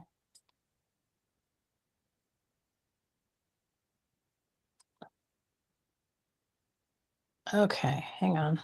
Can you guys see that? Not yet. It Because I says you're, can't see it. it says you're about to share, but it doesn't say you've shared. It's showing on my end. There we Okay, go. I can look see at it. that. Wow. Ooh, Look at that. look at that. Look at that. Okay, that's what elections do to you, guys. That's what happens when you stop focusing on your health and you focus on nothing else. Okay, and you just do one thing, which I focused on the elections for 2.5 years. It literally destroyed everything. All right. So the good thing is, this is in December. This is actually October, because I wanted to make sure that the exact scene from my background and from hair and makeup and all that stuff was exactly the same. All right. So in December, I literally hit rock bottom. The pain was so intense that I had to go through that it was like somebody was jamming a screwdriver into my muscles every single day. And I could barely walk from the couch to the bathroom without looking all hunched over like an 80-year-old football player with bad knees. Okay. I'm 51 years old at the time. This is insane having to live like this. Good friend of me introduced me to these products called Live Pure. They are not only life-saving, but they are life-changing. They saved my life. All right. They're health, wellness, and skincare products. Within days of taking it, that sharp shooting pain that was there for 8 months disappeared within months. I was able to walk normal again. And now I can walk 10,000 miles a day, which I could never do before. Could never even barely get around the house. Nobody knew this, didn't broadcast it, because I didn't know what to do. And I certainly wasn't going to go to the doctor to get on medication. So look at this. This is all the symptoms that are now gone. All of those things are what I was suffering because all I did was focus on investigating the elections and didn't take care of my health. Losing weight, eliminating pain, I'm better sleeping, more energy, inflammation reduction. You saw it in the pictures. And there was not a lot of exercise because I couldn't. That's 100% supplements, plant-based nutrition flooding through my body. Better focus, menopause helper. Menopause symptoms gone. No hot flashes, ladies.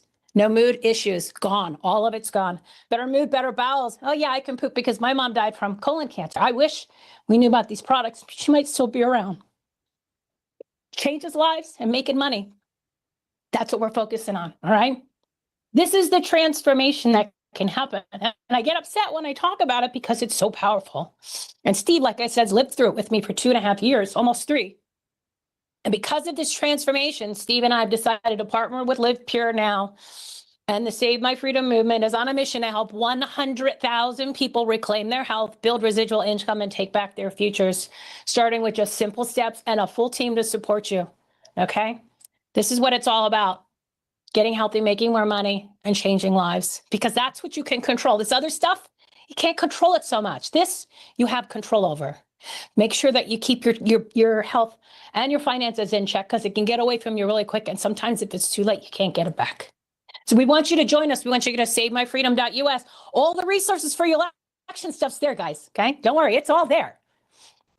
Plus, but we want you to focus on your health and we want you to focus on putting some money in your bank account for a change because we've all sacrificed for 4 years. And now it's time to think about ourselves a little bit, okay? Because you deserve that. You earned it. So if you click on, once you go to Save My Freedom, you subscribe to the Substack. If it says Get Healthy, there's more information. There's tons of information on the Rumble, but there's tabs. You could see it. And if you book a 5-minute call with me, I guarantee you it'll change your life. All right, let's talk elections. This is the part you guys are going to love. I don't know if you're going to love it. You probably will. The people that hate me will hate me more. The people that don't hate me will probably hate me. Guess what, guys? You don't have elections. You don't have real elections. You have non-existent elections. You have massive crime scenes with counties committing many federal and state felonies. And I'll be happy to take the stand today and testify to that because I have all the evidence because we've shown it through the official election records, returns, and documents for 2022 and 2024. So I can say that, and you can't put a defamation suit against me, and you can't do a community note for 3 years, 300 million views of our content. Not one, because it's true. Now, when you say that our elections are rigged or stolen, it's similar to saying a soldier on the battlefield who just got his arms and his legs blown off has a hangnail. Words matter. Please start using the correct ones. There's your guy, Donald J. Trump. He said anybody cheats on the elections needs to go to jail. Well, it's time to put people in prison. You could start with Maricopa County for 2020, 2022, 24. Pick which one, because the crimes are still ongoing. Nothing has changed. Okay, look at this. Democrats cheat. No, they don't. Okay, Republicans commit crimes and protect the election fraud. This is Maricopa County and Arizona, the people in office, governor, down through the Maricopa County Elections Department, including the recorder, the board of supervisors, and the officials, meaning the attorney and the sheriff. Look at the red for 2020. Look at the red for 2022 and 2024. And at the same time, for not only these three sections of years, decades, the Republicans have held the House and the Senate in the state of Arizona in the majority. Where's your problem? I don't see a lot of blue. Okay? I don't see a lot of blue. And in 2020 and 2022, you had the most massive crimes committed in our elections because we've showed you. We showed you for 2.5 years. This is your problem. So take it easy on the Democrats. They just follow in instructions. There's your problem. There's your problem. All right, voting machines. Let's clear the air on the voting machines. They don't tabulate correctly. We've shown this document for 3 years. In February 25th of 2022, Dominion, the big bad voting machine company, told the world, our machines suck and they don't work correctly and they don't tabulate. Nobody cared. Why? Sounds like an awesome feature, doesn't it? What it says in this letter from the company, that if you put a provisional ballot through the tabulator, we don't know why, we don't know how to fix it, and we don't know how it happens, but it'll trick the system so that when you put the next ballot through, and we don't know how it lasts and we don't know how to stop it, that when you put the next ballot through the system, the number on the front, which is called the public counter on the voting machines, goes up. But the number on the actual tapes, those tabulator tapes that I took pictures of for the entire election of 2022 and showed everybody, those tabulator tapes, that number doesn't go up. Those are the numbers that are on the memory card. The memory cards are what they use for the election results. Okay. So the number on the front goes up. Yay, my vote counted. No, it didn't.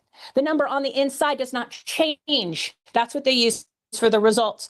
And in Maricopa County in 2022, there were 15.5% of the tabulators that the front didn't match the inside, which meant you have all these ballots that are in the bin that never got recorded. That's how we proved that Abe Hamadeh won in 2022 for Attorney General with one tabulator, one voting center, and he chose not to. He refused to bring that information into court. Someone might want to ask him. Now, if you look at this document says it's important to notice that in all circumstances, not some, not a few, not when you feel like it, in all circumstances, the public counter displayed on the LCD screen, which is on the outside of the machine that the voter can see, matches the number of ballots in the ballot box. And the only way to know that there's a discrepancy when this issue happens, when that provisional ballot, because you can't tell if it's provisional, whether or a standard ballot, when that goes through the machines, the only way you can tell that the numbers don't match is you have to look at the tapes and the number on there. You have to look at the number on the front. And if they don't match, which they didn't in 15.5% of the voting machines in 2022, you have to count the number of ballots in the bin. That is the recommendation from the people who made the machines. And guess what we don't do in Maricopa County? Because we're not allowed to. We're not allowed to compare the number on the tapes to the number on the front. Gee, I wonder why. They already know. They all know. The counties control the results. The results don't match the vote. We proved it in 2022, 2024, and 2020.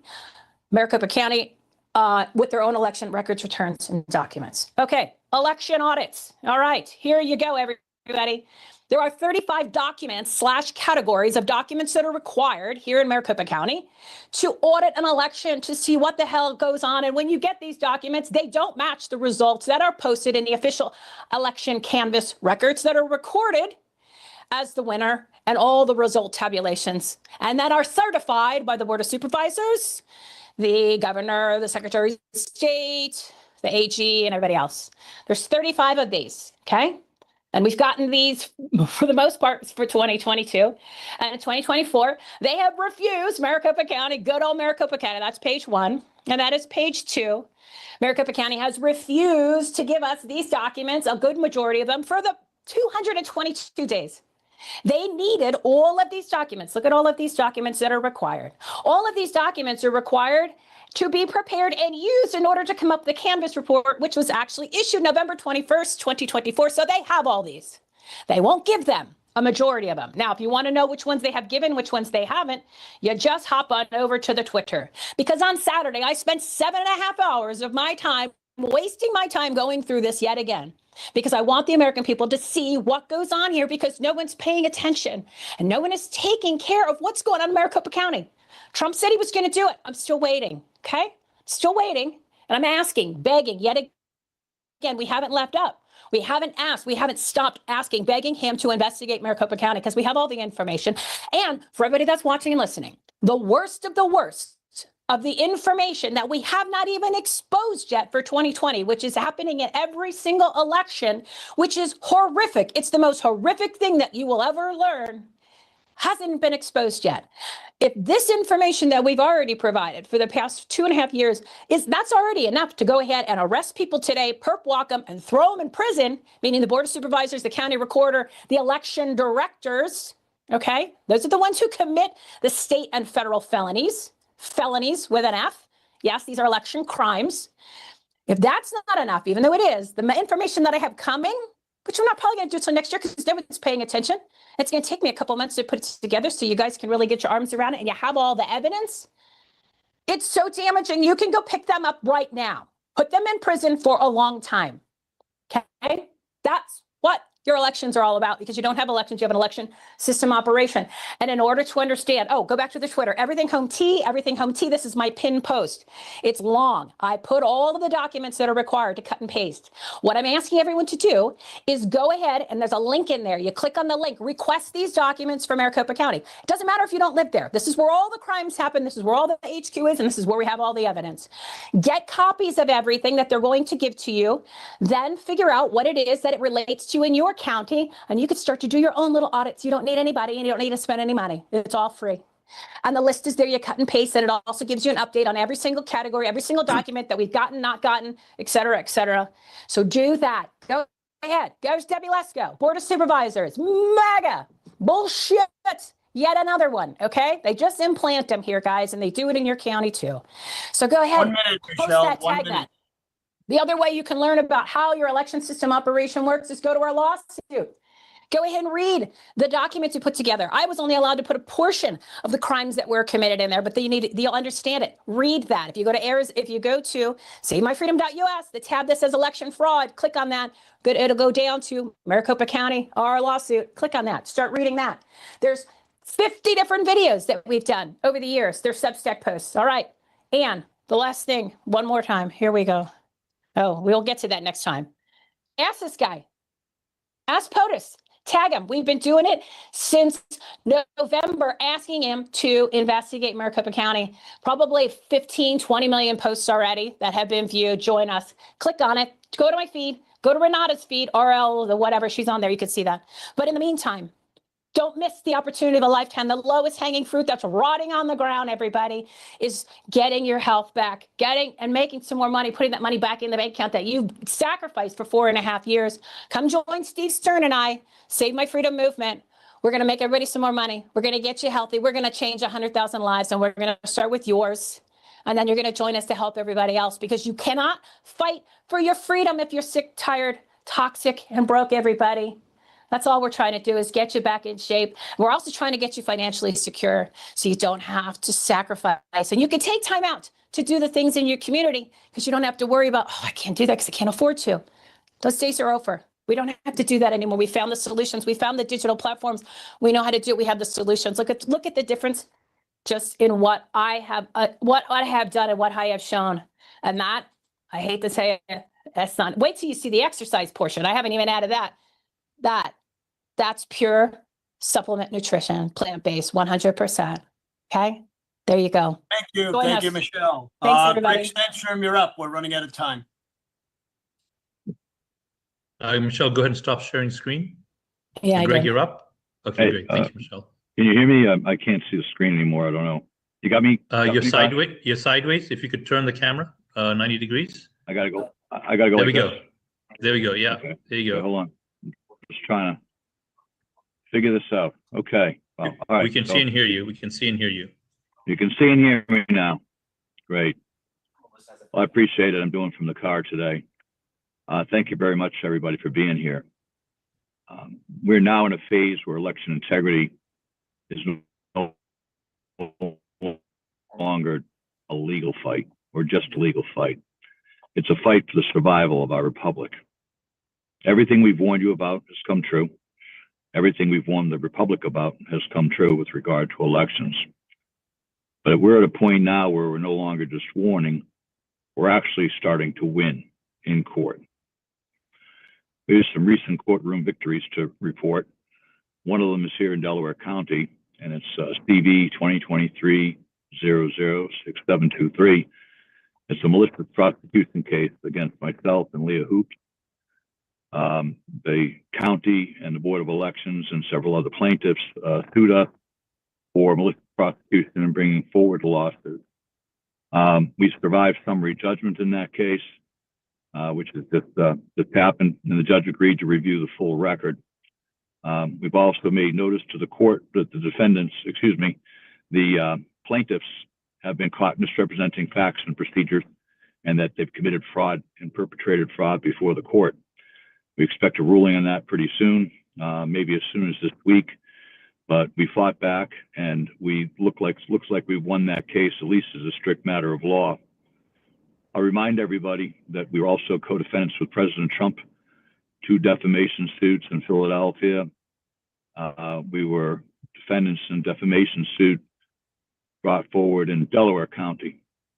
All of those cases were just in our favor, using the truth as the complete defense. So what I want to say to some of the people here who look at litigation and what we're doing in terms of fighting in the courts, that you may not think it's effective, it is very effective. We've been building the judicial record over 5 years, and more importantly, we've been learning.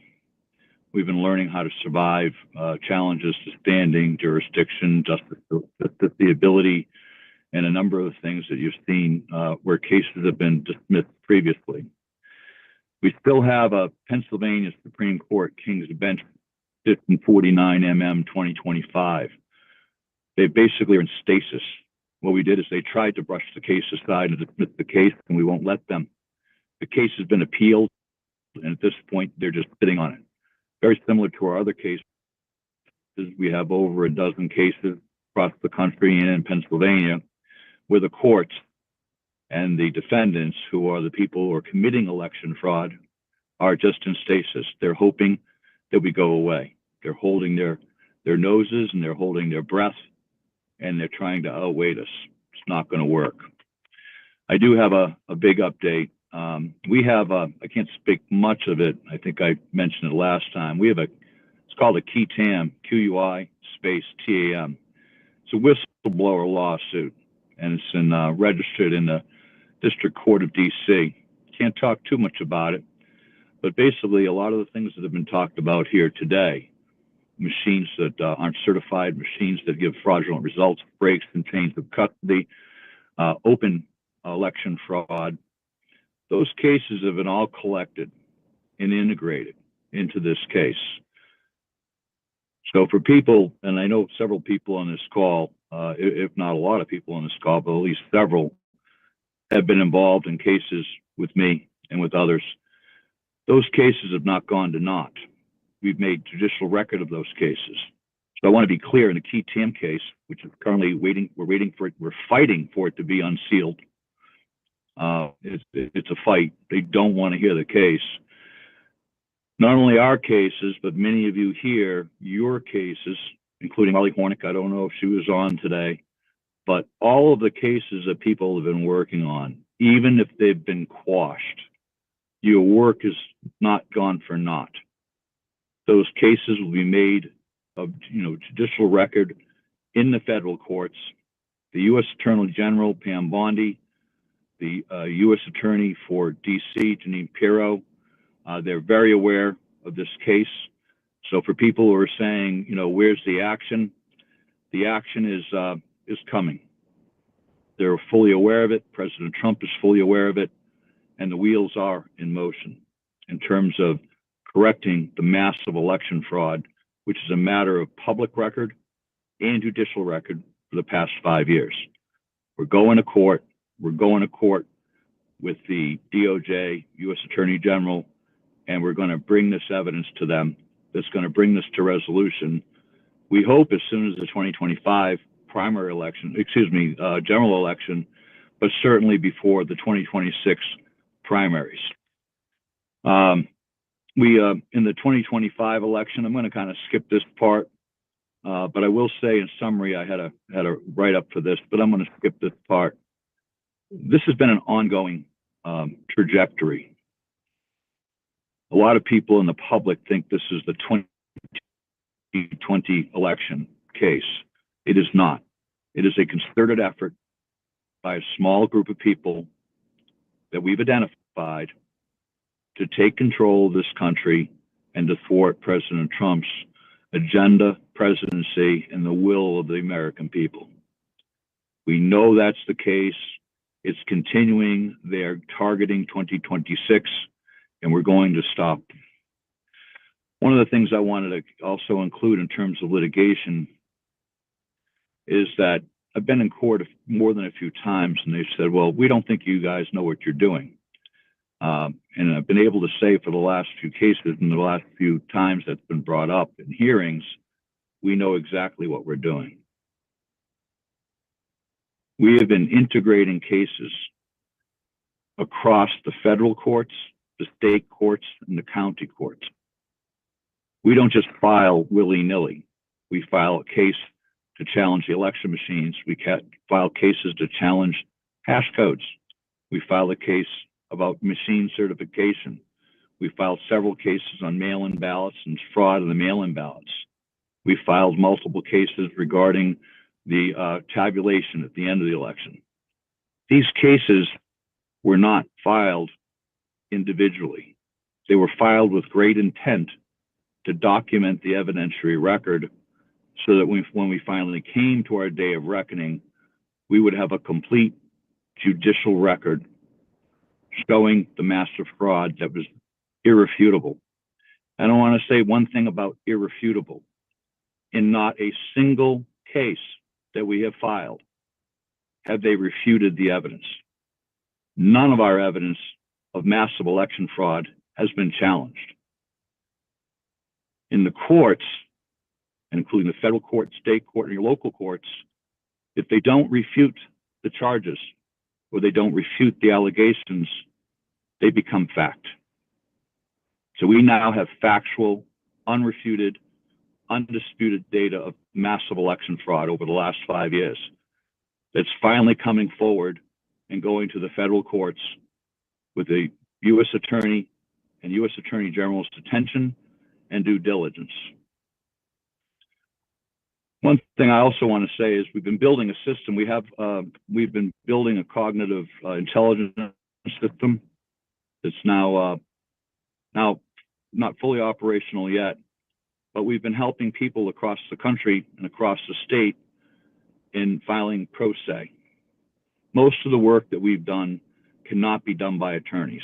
Attorneys won't take the cases because they'll be disbarred and they have to appear before the judges in the courts.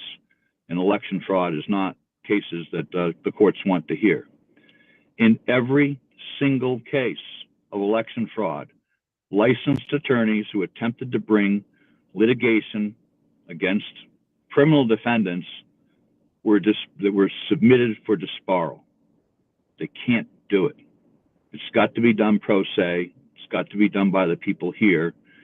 And what we do have at this point is we have the cognitive intelligence systems that can correlate and ingest data and create credible, precise filings that are worthy of the courts and are actually been quite effective.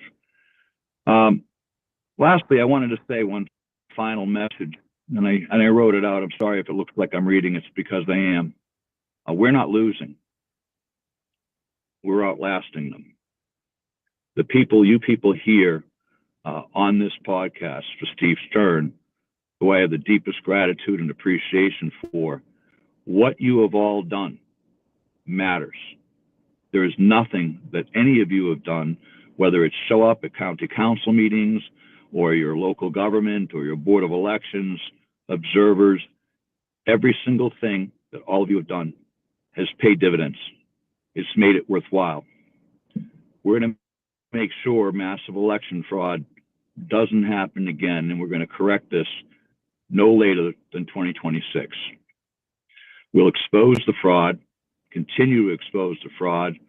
We're going to hold the line, and we're going to hold these traitors who have attempted to steal our country accountable. And we're going to rebuild a Thanks very country much, Greg. worthy of our children. We're running a little Thank late. you. You got it. All right. Okay, Thanks, next up, thanks, Steve. Randy Barber and Kim Waitham. Hello there. Are you there, Kim? We'll get her on. Don't worry. Okay. We can see and hear you, Randy. Go ahead. Okay. Well, we just wanted to talk a little bit more about the group we're working with, United Cyber Americans, and the efforts that they've been making. And it really lines up a lot with what the gentleman who preceded us was just talking about, filing lawsuits and trying to get it on record and exposing the massive fraud and all of that. So United Cyber Americans has put together a resolution, and we're presenting that resolution wherever we can all over the country.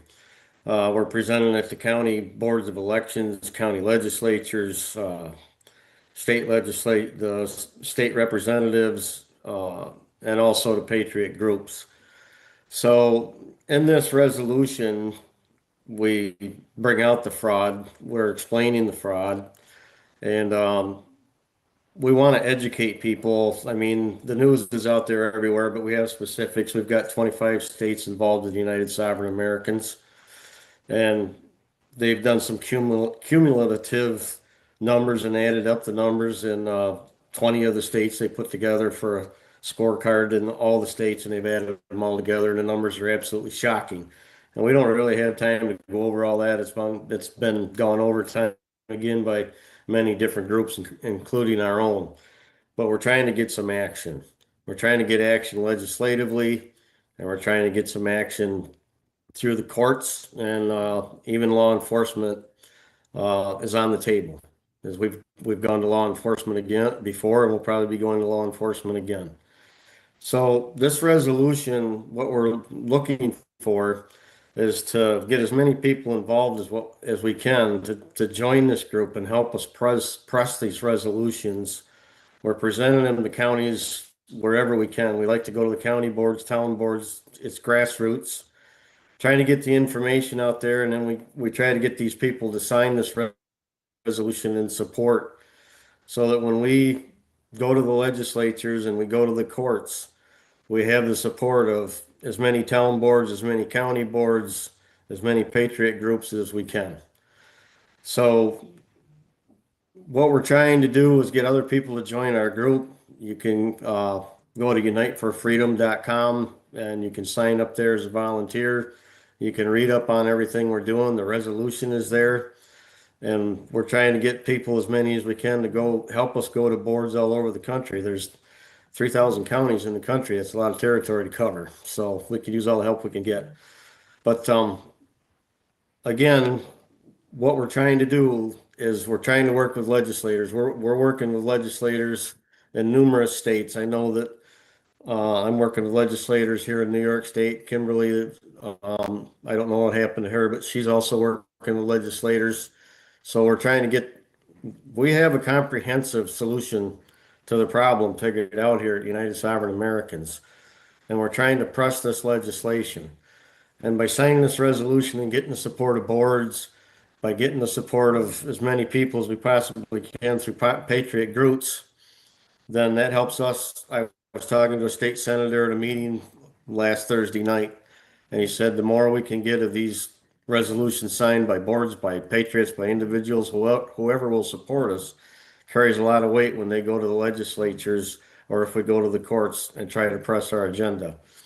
And again, we don't have time to go over everything in the agenda, but basically speaking, what we're trying to do is to make election officials follow the law, which they clearly have not been doing. And if they continue to break the law, then we want to hold them accountable.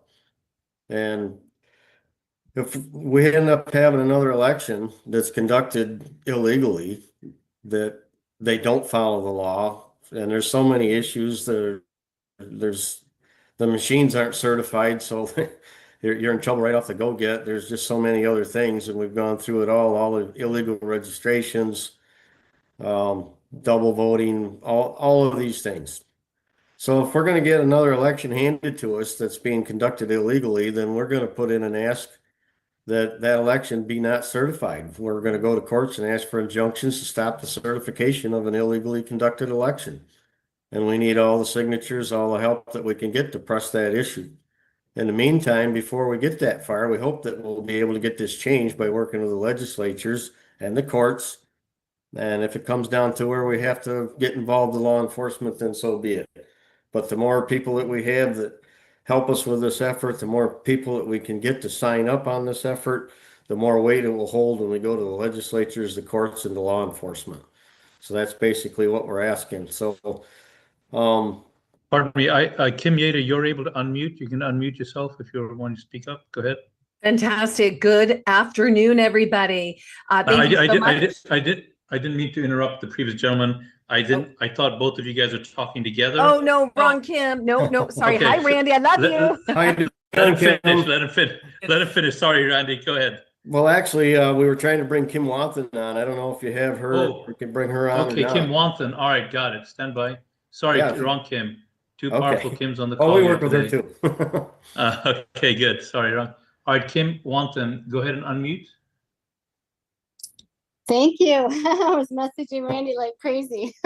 Sorry about that. Okay. So I want to agree with Greg on some of the things he said about our voices. It takes all of us. It takes all of our voices. It takes multiple ways of approaching this. And Randy just talked about some of the ways that we are approaching this with United Sovereign Americans. And I want to throw our website out there before we run out of time. It's unite4freedom.com. And we can use all volunteers and donations too, if you have those, but volunteers for sure. And, I liked what Greg said about, the people are trying to tell him they don't know what they're talking about when they go in the court. And it just so happens Randy and I were in DC at the 250th parade a couple of weeks ago, and there was one person demonstrating against the Army festival there. And I asked him what was the problem. So he started talking, and I simply asked him to define standing, because he was saying Trump has lost all his lawsuits, the narrative that they have out there. And he could not even define standing. So don't let these people tell you that you don't know what you're talking about, and that we don't know what, about the lawsuits and what we're doing, because we do and they don't. So, and we are winning. It's slower than we all like, but we are definitely winning little bit by little bit. So I think that's all I wanted to put out there. I don't know how much time Randy used. So you can let me know if we have time left. Thank you. Yeah, we've got to get moving here. Okay. Kim, come on down. Thank you, Kim. No problem. Thank you. All right. So I just got to say, Randy Barber, Kim Wathen, they are awesome. They worked our New York team with Take Our Border Back. We as a team reached hundreds of millions across the country. So you guys, thank you for all your hard work. You guys are amazing. It was awesome to stand on the Rainbow Bridge with you to take our border back in Canada and to take our rainbow back. So good afternoon, everybody. It is an honor to be here. Steve, thank you for creating this space for we the people to show up. Roz, thank you. And to all of you listening today, we want to say thank you for being here, because you could be anywhere else. And the reason why you're here is because our country matters to you. This great republic matters to you, and it matters to me too. I had no idea in 2020 that my vote would be stolen. That was the awakening for me, a wife, a business owner, a mom of 4 children who went to vote, and they said I voted, and they said the couple before me had voted. That was the moment that I said, something's wrong here. Fast forward, we launched Take Our Elections Back, working closely with Dr. Douglas G. Frank, Tina Peters, Mike Lindell's teams, Urson Russell across the great state of California. And that was the beginning of, oh my gosh, this election integrity thing is a water hose. I mean, it's a fire hose, not just a water hose, right? So it was overwhelming to take it on. And I kept saying, gosh, I am so not into politics. I am not into politics, but I'm in to truth. And I would say every single one of you that are listening today, that's you. You are a stand for truth, and you are a stand for taking this great republic back. So we went from take our elections back, continue to work in that arena, canvassing our counties, exposing the election fraud, from the dead people voting to people voting in other states. Then we moved on to take our border back. We didn't really move on. We opened the door because God said, this is the next leg of the race, the national breach of security, the Trojan horse to take this country down. God said, open the door, lead the Take Our Border Back movement across the nation, and the team assembled, and we powerfully did. Abbott closed that border as he saw 700 trucks coming down his way down the East Coast. You guys, it was absolutely incredible.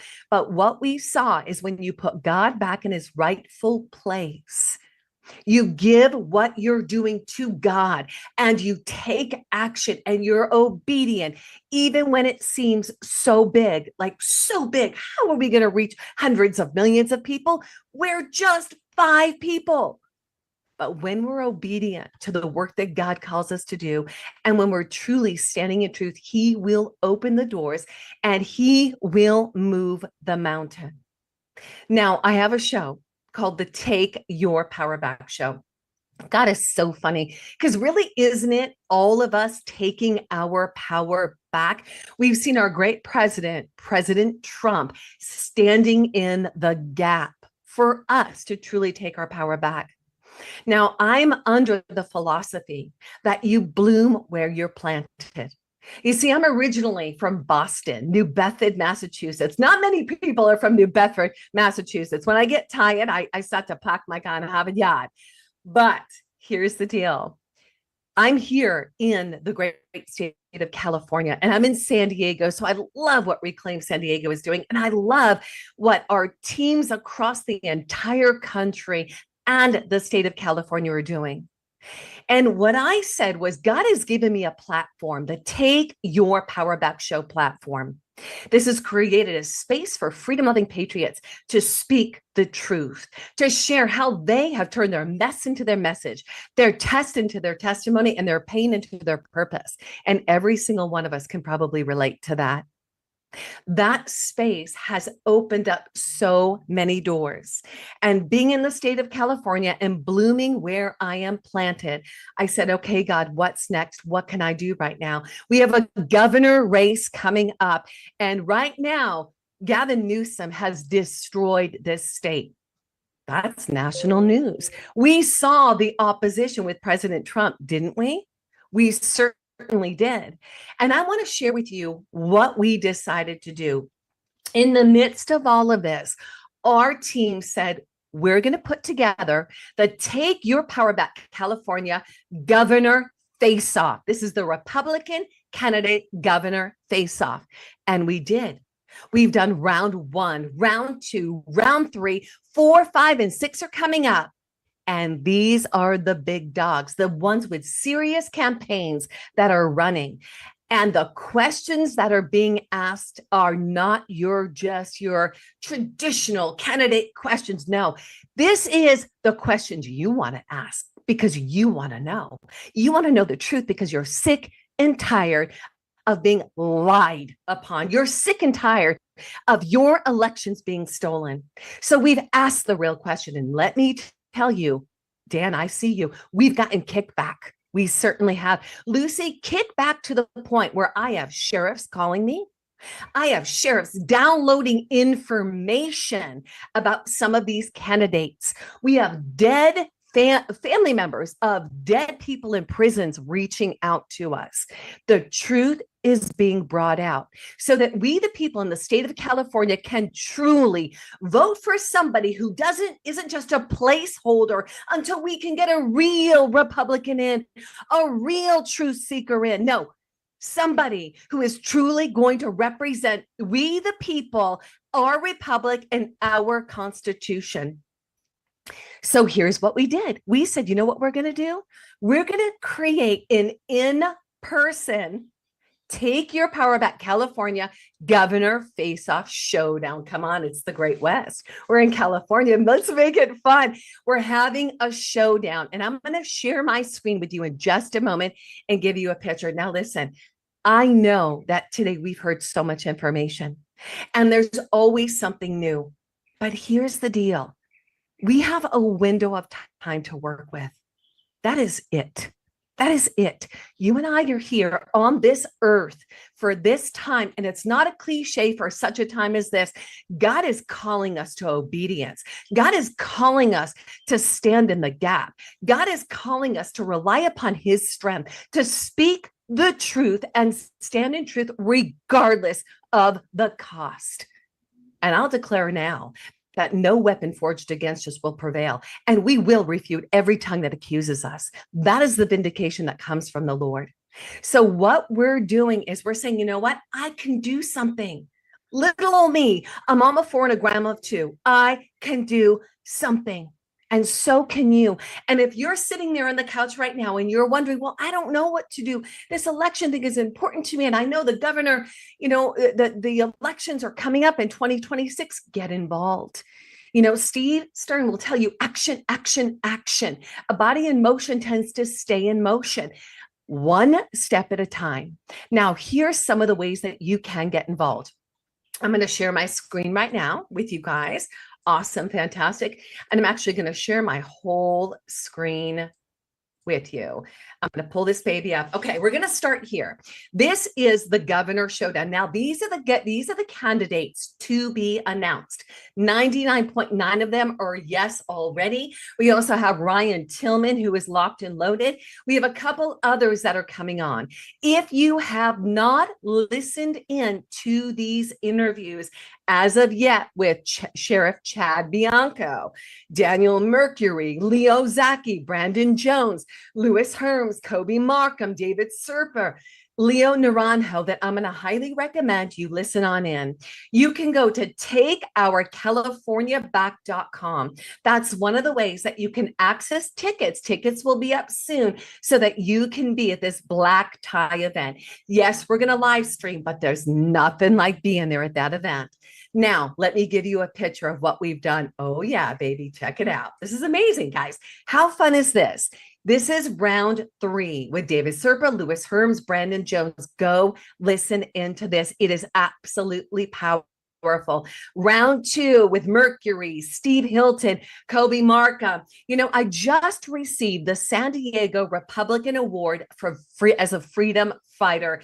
And when I was walking up to the stage, Steve Hilton ran up and gave me a hug. And it's funny because we didn't get the best interview for him because of his Wi-Fi location. So we're going to actually, still a good interview, but we're going to pull him back on so that your questions can be answered.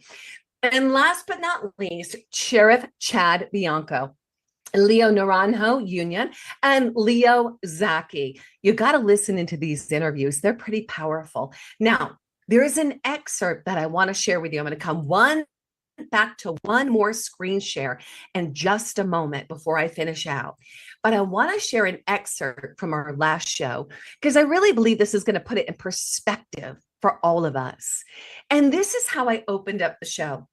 I said, tonight we're diving headfirst into the governor face-off, and we're putting California's governor, Gavin Newsom, under the spotlight. It's time to talk about the sacred oath he took. That's right. The state he swore to protect, and the chaos unfolding right now in Los Angeles, a chaos that's shaking the very foundations of the republic.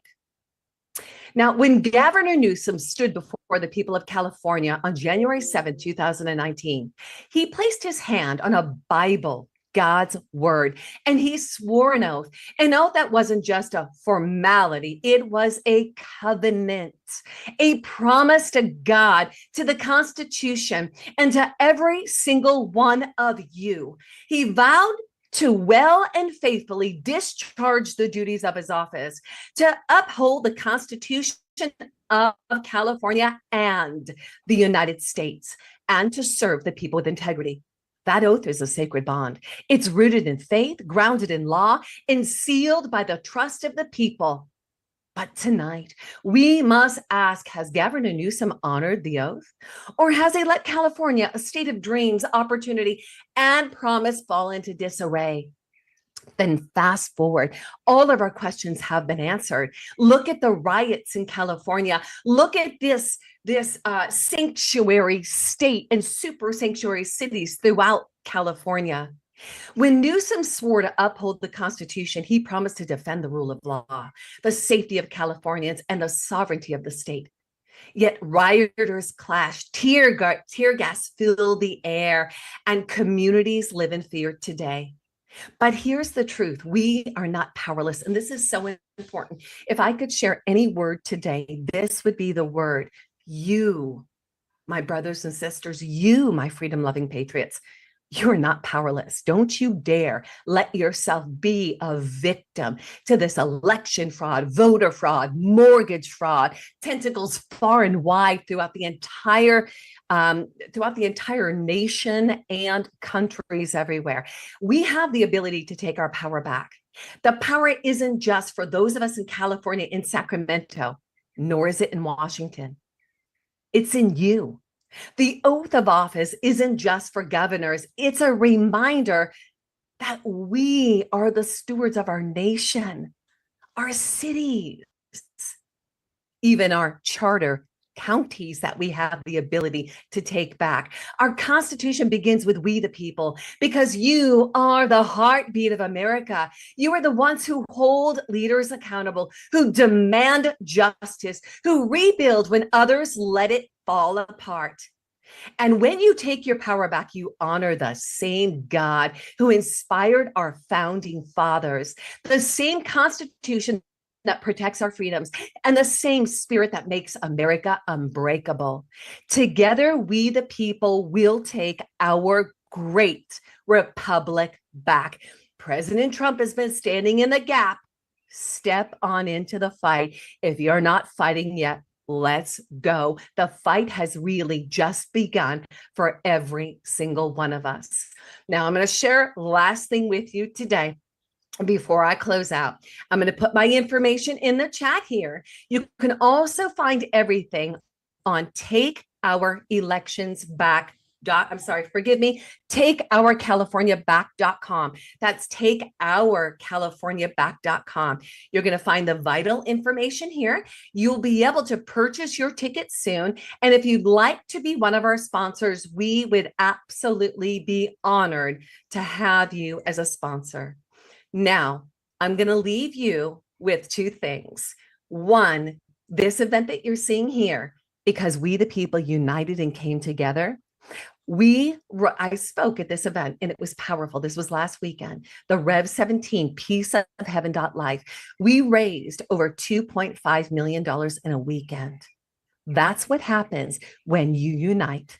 Everybody on this call is doing their unique things, but we are all committed in taking our great republic back and making sure the power is given back to we the people. So I'm going to encourage us to continue to unite and continue to work towards freeing Tina Peters. Support Tina Peters at freetinapeters.us. Actually, that's tinapeters.us. And last but not least, we saw Michelle share some powerful information. We have got to be ready for the fight right now. Here's the deal. We're just getting started. And what they're about to throw at us on this next leg of the race will compromise your health if you let it. But if you say, I am no longer going to shop with the big box retailers, the Procter & Gamble, the Colgate and Palmolive, the Johnson & Johnson and Unilever, that has the heavy metals that poison us and our bodies lead to disease. And if we take our power back by making the switch to an American debt-free privately held manufacturer that shares your values, manufacturers over 450 products that are better, safer, and less expensive than the stores, then you too can bankrupt the corrupt like BlackRock and Vanguard, right? We bankrupt the corrupt, and the power is now put back in your hands. You take your health back, you take your wealth back. Go to patriotsmade.com/Kim. That's patriotsmade.com /Kim. Tap into your beef as well. No hormones, no antibiotics. Better, safer, all vertical integration. Why do I share this with you right now? Because Time is up. We All did right, it. guys, thank you so much. Steve, thank you. An honor to be here with you guys today. Dan Albert, you're up. Our CaliforniaBack.com.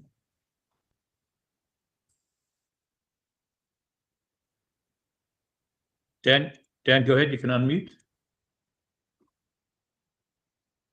Okay, guys, Raj and Steve, thank you so much for having me on the podcast today. So Raj, if you have that video, go ahead and play it. Okay, stand by.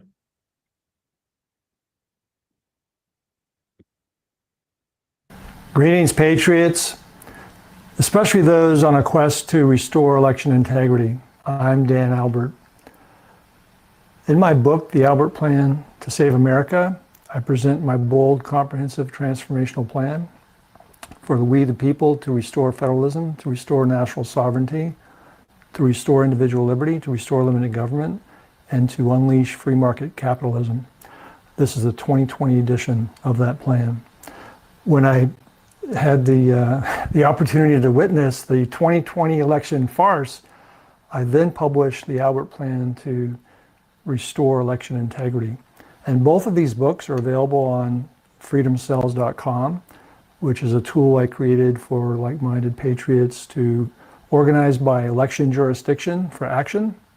And this bookmark I used to bookmark page 105, the reprint of the cover of the book with an invitation to join freedomcells.com. I use that as a bookmark to mark page 105, which is where I set forth the 15 elements of election integrity. And you know, the first order of business is decoupling from federal elections from state and local. And we do that by carving out federal election races from the complex ballots, which we need to divorce ourselves from, and then to create a separate piece of paper for each of those three federal races, red, white, and blue. And to that, we can add our thumbprint to the back of the ballot in order to eliminate 99.99% of opportunities for fraud. So in seeking to create a mock election process to illustrate this, I came up with some fun questions, and I have one on the red ballot simulating a Senate race, and another fun question on the white ballot simulating the congressional race, and another one on the blue ballot simulating the presidential race. So I also show the back of the blue ballot with that thumbprint, and I've created these ballots for conducting these mock elections. In the general election time frame, we can actually print these mock election ballots with candidate names on them in the different races. In South Carolina 4th Congressional District, I printed 1,500 sets of the blue for president and the white for Congress. And there are stacks of 1,500 right in front of you here. And the binder clips you see are all that we need to sort and count by 20s and 100s, 5s and 1s. So it's a very simple process. And the end result for the presidential race, you've got a stack of 100s and 20s in the background and paper clips of 5 and the singles fanned out. And you can see in this picture the results for the presidential race in a typical precinct of 1,500 voters in the 4th District of South Carolina.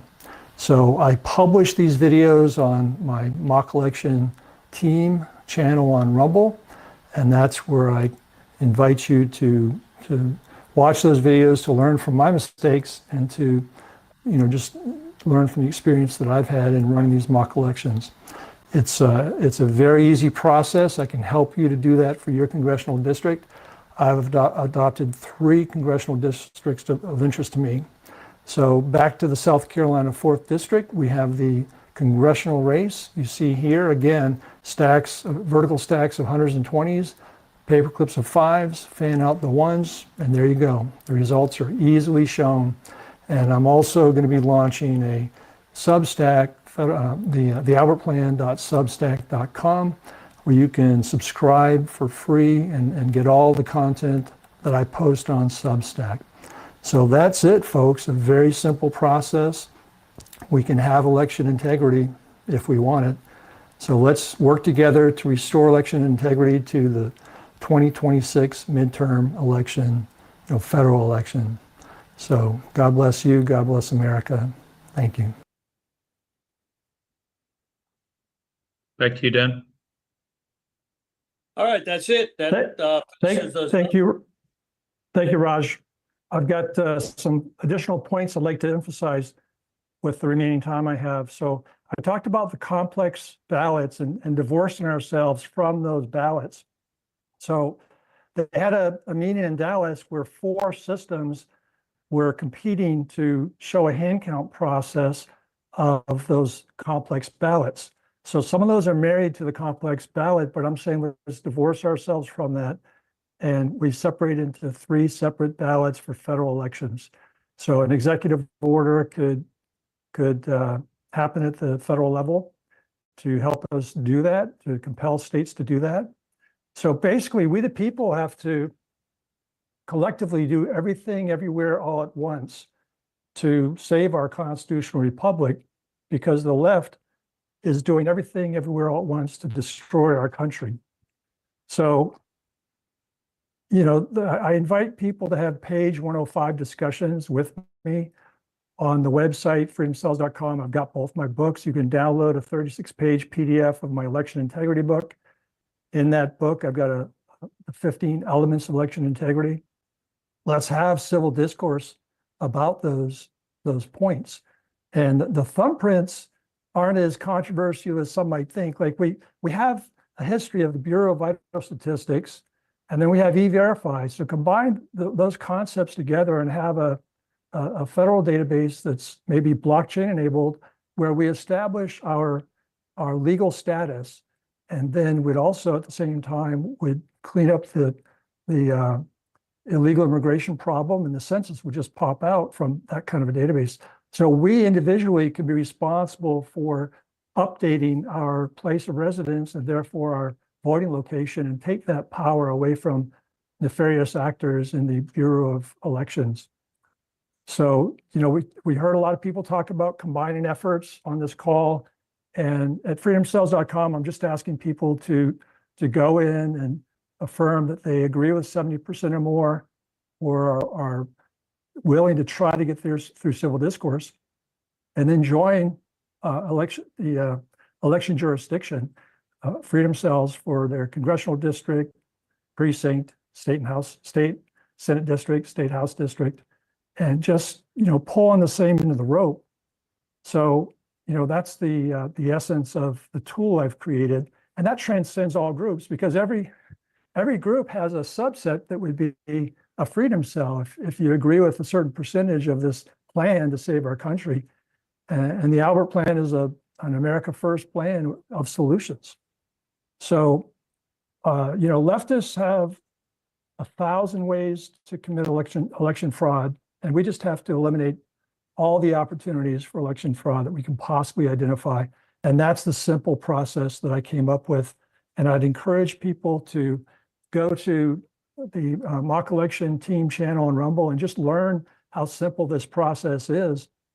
You can take the lead in your congressional district and just form a team, but you can start it yourself. Like I could go to a group of honest people and pull 10 volunteers from that group and conduct a mock election with this simple process.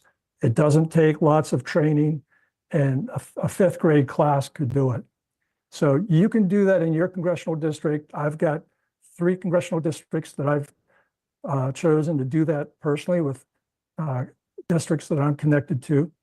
And you can step up and make a very small investment in ballots that could be used over and over and over to show this this simple election process that we can have. And that's what I would encourage you to do. Action, right, Steve? Action, action, action. So with that, I'll yield the minute or two I have left, and that's all. That's all, folks. We can do it. Thank you. Raj, any last minute comments? That's our last speaker for today. Yeah, so let me find my Zoom button there. Stand by for a second. There we go. Again, thank you everyone for being on this call today. Powerful stuff. I've already started reaching out to some of the speakers, as should you, please, I suggest, because there's just more to where that came from, number one. Number two, people are always asking us how to get to the replay. How do you get to the replay? I'm going to show that to you very quickly here, and it's very simple. All you have to do is go to sternamerican.com, sternamerican.com, and you can see it here on the screen here in a second, sternamerican.com. Once you get to sternamerican.com, look for the Rumble symbol. See the Rumble symbol right there? Click that. And when you click that, it'll bring you to the Stern American Rumble channel. All of the videos are here. All of the videos are here. And now Steve's team has actually taken the individual videos from the flag shirt, and has put them on as an individual. Thank you. Steve's team has taken the individual videos from Flag Day, and has put those videos here individually. So here you can see Kevin Sorbo. Here you can see Dawn and Hollis Smergilio. Sorry about that. And all these other videos. So you can take these. Why am I sharing this with you?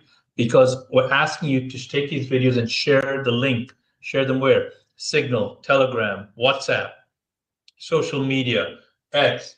Why should you share that? Because there's such good educational content there about the flag. And it's interesting to both sides of people on the political spectrum. Even the people in your life that don't want to join these calls because it's too political or they're too busy, you can use these videos to give them information about the United States flag that they probably did not know. So you gotta definitely check that out. Here, click on the live button. These are just the live streams. These are just the live streams that have been recorded. So please take advantage of that. Also, all of this takes a huge amount of effort and time and people. And people need to pay bills because so they need to be paid. And so by you coming to the flagshirt.com, you can get your own fantastic gift. 4th of July is coming right up here. If you don't have a fabulous shirt like you see us wearing on this shirt, you have to get your gift. Wherever you go, when you're wearing this flag, you're going to bring a smile to people. You're going to bring a smile to people because they're inspired and they see what you stand for. So make sure you take advantage of that. And lastly, be sure to check out reclaimcampaign.com, reclaimcampaign.com. And that is where we have got a statewide conference taking place on July 26th. July 26th, you can see it right here on the screen, reclaimcampaign.com. Get your tickets. Why would you come? If you want to learn how to raise more money earlier for your issues, for your candidate, if you want to be able to get a higher quality candidate that just won't run, but actually win, and if you want to increase the strength and political force of your group in your county, those are 3 reasons that we want you to come to reclaimcampaign.com and be with us. It's on a Saturday, just from 9 a.m. to 2 p.m. Fabulous full buffet lunch, beautiful facility. Hope to see you there. Steve, anything from you before we wind up? Yeah. Can you give me the screen there? Yeah, you have it. All right. You're on. Thank yournews.com, who's got this live. You can get all the news on there. Totalnews.com.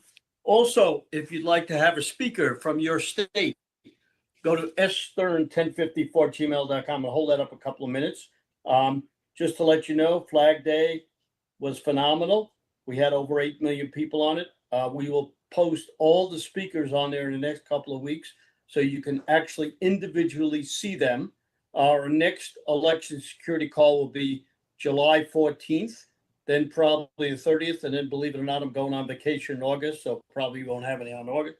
But there's a lot of stuff going on behind the scenes. I will tell you the next time on the next meeting who we're working with in the Trump campaign, in the RNC, and what's really going on behind the scenes, because we hear a lot of this stuff and a lot of people don't really know what's going on. And we will give you some great information on our next election security call. So again, you have anybody that wants to come up with anything, sstern1054gmail.com. Go to www.theflagshirt.com. Tomorrow, we're still shipping for the 4th of July. Want to thank everybody for coming on. Stern American, we have a lot of information. Raj is out there all over the state of Florida. And when I speak to him, he's in Daytona, he's in Tallahassee, he's in Naples. I mean, every time he's in a different area, he's doing the work of the Lord. He's getting people involved. precinct strategy. Dan Schultz is doing a sensational job getting people involved all over the country. So thank you for listening to us. Again, have a good 4th of July. Bye, everyone. Bye-bye.